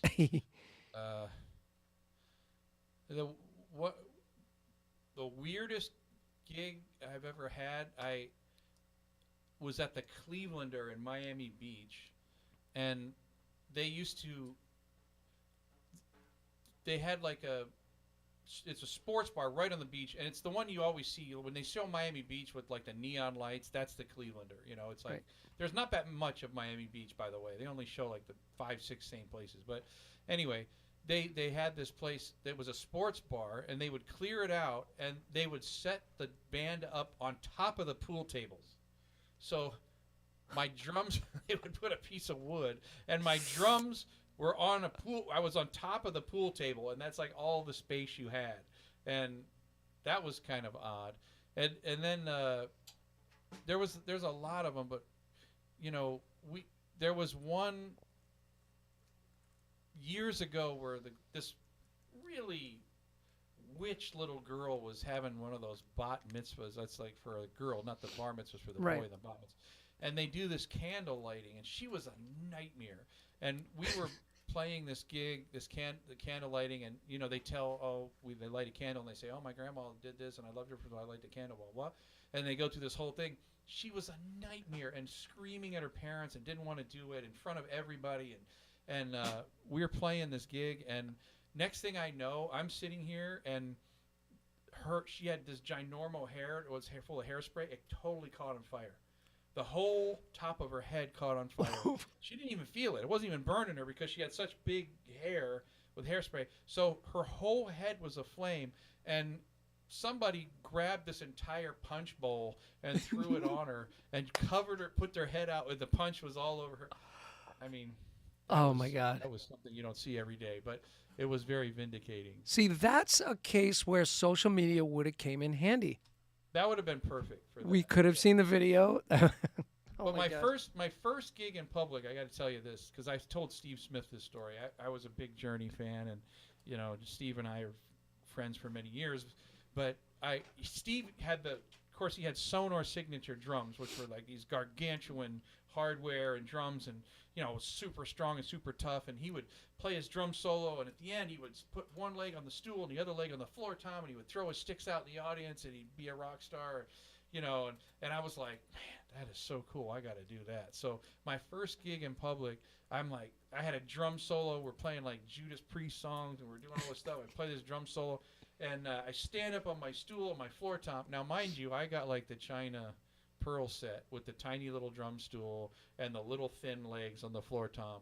So my very first gig in public when I'm a kid with my garage band, I stand up, the floor tom leg bends right in half. The stool goes down. The whole drum kit comes down on top of me, and this is like my first gig in public. Oh my with God. my garage band. And Steve loved that story, but it's, he inspired me to complete chaos and embarrassment for that. Oh, that's great. That's a very good story.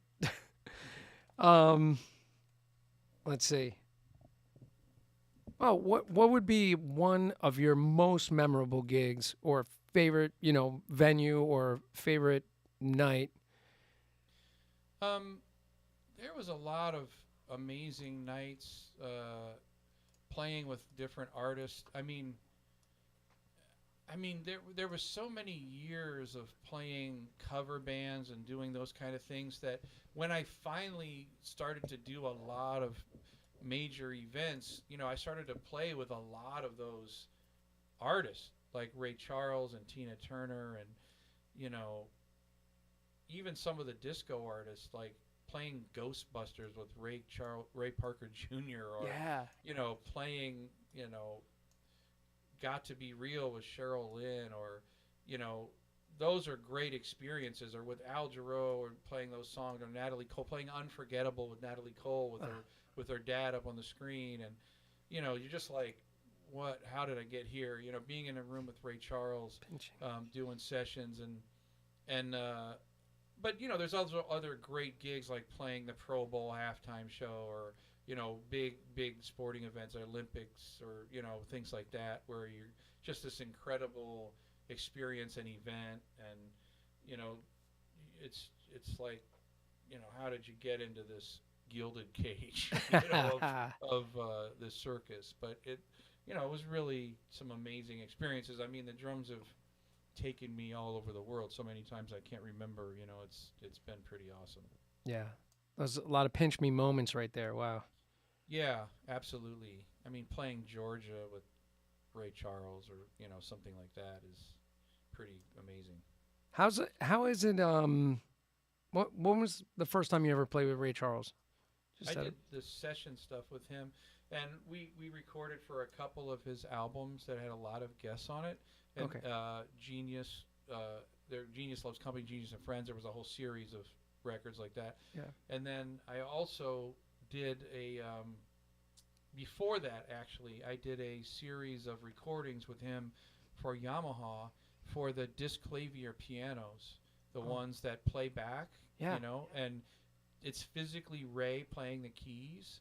So we would go and play there. That was a chance to play all of those classic hits with him, because they wanted all those classic hits, and we recorded everything, and then they would take his part, and it would physically go to MIDI notes on those piano. Like, I have a Disclavier Yamaha piano at my house. Oh, Actually, wow. we have one here in the studio, and when you put in that disc, or the internet now downloads it, it's physically Ray playing the keys. And so I was able to re-record all those classic songs with him. Oh and my of course, for the Genius series of stuff, we played other material, but that was some of the first stuff. Oh my goodness. Wow, that's amazing. But prior to that, did you ever track live with him? Track live? I tracked live with him, yeah, in the studio. So- I never played live with him. Right, but I never toured with him, yeah. but I recorded with him a bunch, yeah. what was that like? Because I always often hear guys talk about like tempo wise, some things would sit really far back. Well, Ray called me drummer for as long as I knew him. He was like, Mr. Charles, my name's Russ. That's great, drummer. Count it off, Oh yeah, yeah, But he would always go, drummer, follow my foot, But there was a click. yeah, yeah. There was a click on the stuff, and I'm like, Mr. Ray wants me to follow his foot, so it's nowhere near the click, just so you know. So I don't know what to tell you guys. So you got to deal with that later on. Yeah. So yeah, but he, there was I learned a lot from his generation of musicians. I learned a lot about controlling the sustain of notes that would allow me to change the feels to be different ways, right? So like, for instance, if I played a groove at this tempo groove.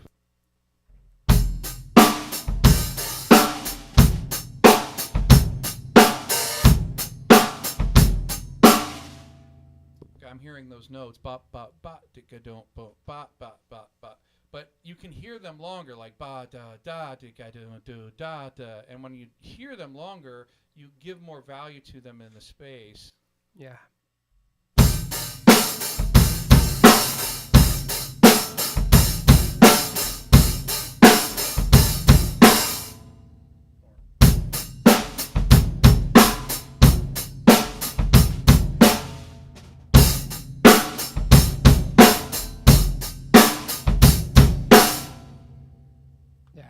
Or even shorter.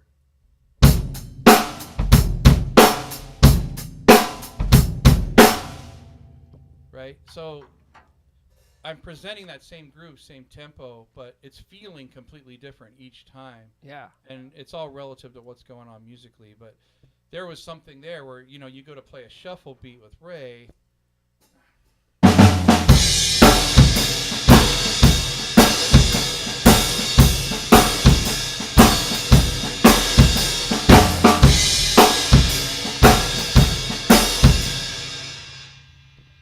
That whole time I'm really sitting back and hearing the fill by doing da da da da da da da ga go ga go ga boom do ba, applying weight to all of it and giving more sustained value, changing the feel of it. And it's all relative to what's going on in the music, of course, but yeah, it was like the first times that I was like really aware of that and wanting to make sure that I was in the right place at the right time. Yeah. Wow. Very cool. Actually, I had before I jump into those other speed round questions, I wanted to ask you, when you tracked with Nelly Furtado in the very, very beginning, like on Whoa Nelly, did you know, like hearing it, were you like, oh, this is definitely going to be a hit? Oh, it was actually the opposite. I was like, nobody's gonna buy this. Really? Like we had like tabla playing with us and all this different stuff. Oh, that's funny. I mean, it was it was. I don't know. I mean, I thought she was great. I knew the team behind her was really strong. Beth Halpern and all those guys at DreamWorks. Yeah. She was the first big artist for DreamWorks Records, and I knew that they were really gonna put a lot into it, but. You never know. Like I just go in and do the best I can. I mean, when I heard "I'm Like a Bird," Mike Elizondo, and I played on that live. He just produced Enchanto. The music. He's a bass player. He played on like "Lose Yourself" from Eminem and all the Dr. Dre stuff. And we've done a bunch of stuff over the years. But we were playing that live together, and you listen to the song and you go, wow, it sounds like a hit song, but I don't know. But I there was other times where, like with Jennifer Love Hewitt, she was killing. She was a great singer, and the band was killing. Live horns were. You're going, this is freaking killing, and she's already a star. How can this not work? Right. Yeah. And it goes plywood with an anchor tied to it. And so it's hard to call it. I don't know, because there's a lot that goes into it. And that's why I say like the hit song thing. It's a numbers game because there's 150 records that we did before you have a big hit, and then you do another 100, and then you have another big hit, and then it just depends. Like when you get going, then there's more bigger stars or bigger things going on, and more of them are happening. When I just went and did Michael Bublé's new record, obviously I know that's going to do well. It's just in the beginning when you have those new artists, you never really know. But Yeah. 9 million records later, Nelly's like, yeah, it worked fine. Yeah, and it's sort of, you never know when voices are a little quirky or different, and you don't know how it's Yeah, going to resonate with yeah. the genuine populace. And she was the first like quirky kind of rapping, singing girl. You know what I mean? It was Yeah. He had that sound, and it was very unique and very hip, and we were making some groundbreaking stuff with the integration of loops and like what was acoustic, and there was times where I was playing the kick and hat, and the snare drum was sampled and on the track, and then there was just all kinds of different stuff that we were putzing around with and experimenting. Those guys, Track and Field was the producers, was Gerald Eaton and Brian West, and Yeah. they had a great ear for sounds, and that was some of the first times that I was really, really presented with like, man, we are going to get this sound perfect for what we're doing, and I don't care if it takes 3 days to get this loop and drum sound correct. Not playing, Yeah. just the sound. And that really taught me a lot about detail, and what was supposed to happen from the recording. Right. A lot of detail. I mean, so besides playing on it, were you kind of privy to or watching the process with them? Yeah, that I was learning a lot about engineering and how those Yeah. guys were doing stuff, and I've been really blessed to do a lot of things like with Jack Joseph Puig or somebody great producers like that, where I'm watching them like mic pieces of glass and get reflections of the drums off the glass, and Oh my God. put PZM microphones inside the long throw bass scoops of cabinets and have the drums go up through the scoop and pick up the sound. I remember doing Daniel Bedingfield and Natasha Bedingfield stuff, and him having 28 lines on the drums. It was like kick, snare, hat. But all these different sounds were going on. So Right. Oh man. All right. So just a couple little things. I know you gotta bounce soon. So here, real quick, last couple. Here's something extremely important. Coffee? Are you drinking coffee or are you drinking tea in the studio? me, Yeah, I'm like Mr. Starbucks coffee guy. coffee. All right, just checking. I just have to, these are important questions. I spend entirely too much money on Starbucks. All right. Who inspires you now, drumming wise? Who I go or in who you phases. digging? I go in phases of different guys. There's some stuff. There's a band that I just heard called the Bamboos from Australia that's killing, ridiculous, old school R&B funk. Oh, cool. Yeah, you should check those guys out. They got a new record called Hard Up, and really happening. There's some great drummers, younger drummers that I dig, but I go in these phases. Like I go like where I'm really into swing players, Yeah. like Adam Nussbaum and Jeff Hamilton and Mm.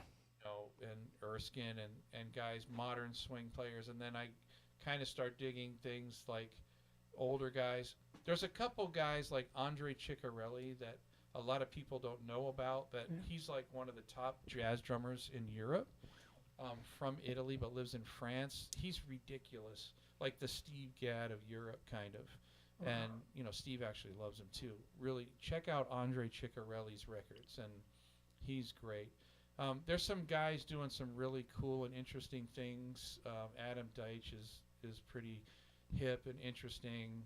I dig what Ash Sohn is doing. Yeah. Just a lot of,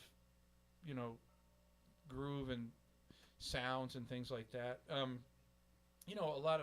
A lot of the guys I'm buddies with, like Thomas Lang and those guys that are incredible technicians on the drums and just has a lot of stuff going on. But I don't know. I like a lot of different stuff. I gotta feel the honesty in it. I gotta really feel what's going on. Gadd is still one of my favorites. Just Always. the guy knows how to play music at an extremely high level, and so yeah, a lot of different guys. Yeah. Adam's going to be on soon. Adam Deitch. I love his playing. He's great. Yeah, he's a great drummer. Very hip, into what he's doing. I love Johnny Rab's drumming and JoJo Mayer. You know, they Yeah. have a lot of sound stuff going on. Johnny's got a great approach with his freehand stuff and got really cool things going on. I mean, but when it comes to just flat out like cats that can play music, Gadd and Hamilton and Nussbaum and Steve Smith is, you know, all Yeah. those guys, Wacko. I mean, Vinny's Vinny. Vinny's like Tiger Woods, you know. I mean, Vinny's the most, to be honest with you, there's guys who are incredible musicians. There's guys who are incredible technicians. And some of them don't cross. Some of them do in some ways. Vinny is the freest spirit on the drums that I've ever seen, with the most precision and execution. I mean, there's guys who are free like Billy Cobham, but the precision isn't there necessarily, you know, but the freedom is like unbelievable. Yeah. And it's so like, wow, I want to play that free. Like the studio sort of beat that freedom out of me because, you know, I'm so trying to make everything sound perfect all the time. But you know, the freedom of it is just like unbelievable. And I mean, obviously he's a great technician, he can do all that, but I mean, Vinny seems to just to have that freedom where like anything can happen at any given time, but somehow it always happens with this execution level that's like next to the flawless. And you're going, how is that possible? How can you present it at that level but have just created it with that freedom? It's so incredible. Yeah. I've never seen anything like that. I mean, there's guys who border on it, but it's pretty frightening, actually. Vinny's an alien. He is an alien. I mean, look, I didn't even know that he played with Andrea Bocelli. He has, yeah. He recorded with him. And it's like, you know, he's done that. Then you hear him on a Zappa thing. Then you hear him on some straight ahead jazz thing. And it's just every single time, it's just beautiful. Like, I Feel For You from Chaka Khan, you know? Like, yeah. You know, I mean, stuff like that where you go. Yeah. But, yeah, he's ridiculous. But I don't know. I go through these phases. Like, I love Simon Phillips' sound and his approach and his float and feel.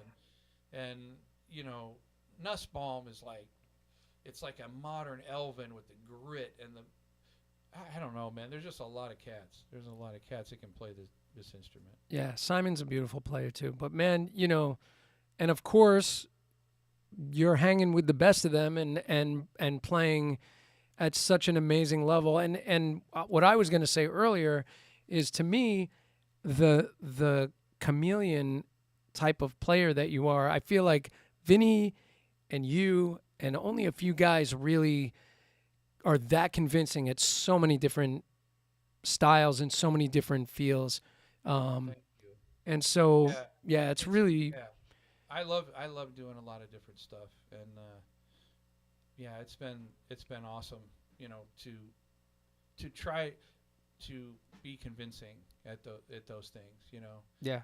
I've you know, playing swing music has come back to me. I started that way, but in the past several years, it's been a big study of mine to go back and really spend time, especially brushes. I love brushes, and you know, and studying with Hamilton and Nussbaum and Steve Smith and oh my God, all those, and Thickman I studied with for a long time with brushes, and so it's been really amazing to do that too.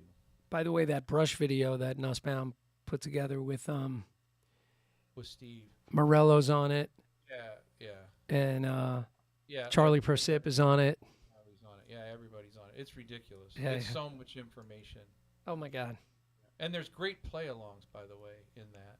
Yeah. Really great play-alongs, minus drums for you to build. Yeah, a whole bunch of different tempos. Yeah, really good stuff. Yeah, they yeah. did a great job with that. And Steve's a monster brush player too. Oh my God. Yeah. So ridiculous. Yeah. But it's been fun. Hamilton and I played a bunch of duets, and Steve and I done a bunch of duet stuff with brushes over the years. And nice. Yeah. But I think the Modern Drummer Festival one year, me and you mentioned John Riley. Yeah, John Riley and I and Greg Hutchinson. Oh. And then Jimmy Rupp. We were doing the festival at Columbus Pro, so Jimmy Rupp owns Columbus Pro. Yeah. So Jimmy's he's a beast. He's a great drummer. He actually was the cat, like my high school band director, because Jimmy was in Columbus. My high school band director would be like, "Yeah, kid, you can play, but you ain't swinging like Jimmy Rupp." You know, like, and I would tell Jimmy like years later, I'm like, "You haunted me like a freaking ghost, man." It was like I had to like try to. All I heard was, "It still doesn't sound like Jimmy Rupp," you know. And Jimmy cracks up about it. We have a great time, but we all did this great brush duet. If you get a minute, check it out on YouTube. Oh, We're yeah. at the Modern Drummer Festival several years back. It's like me and John Riley and Greg Hutchinson and Jimmy Rupp doing a quartet thing with brushes. It was fun. Wow, amazing. Well, man, I have to say this was a super fun hang. I'm so grateful that you were so generous with your time, and Thank you.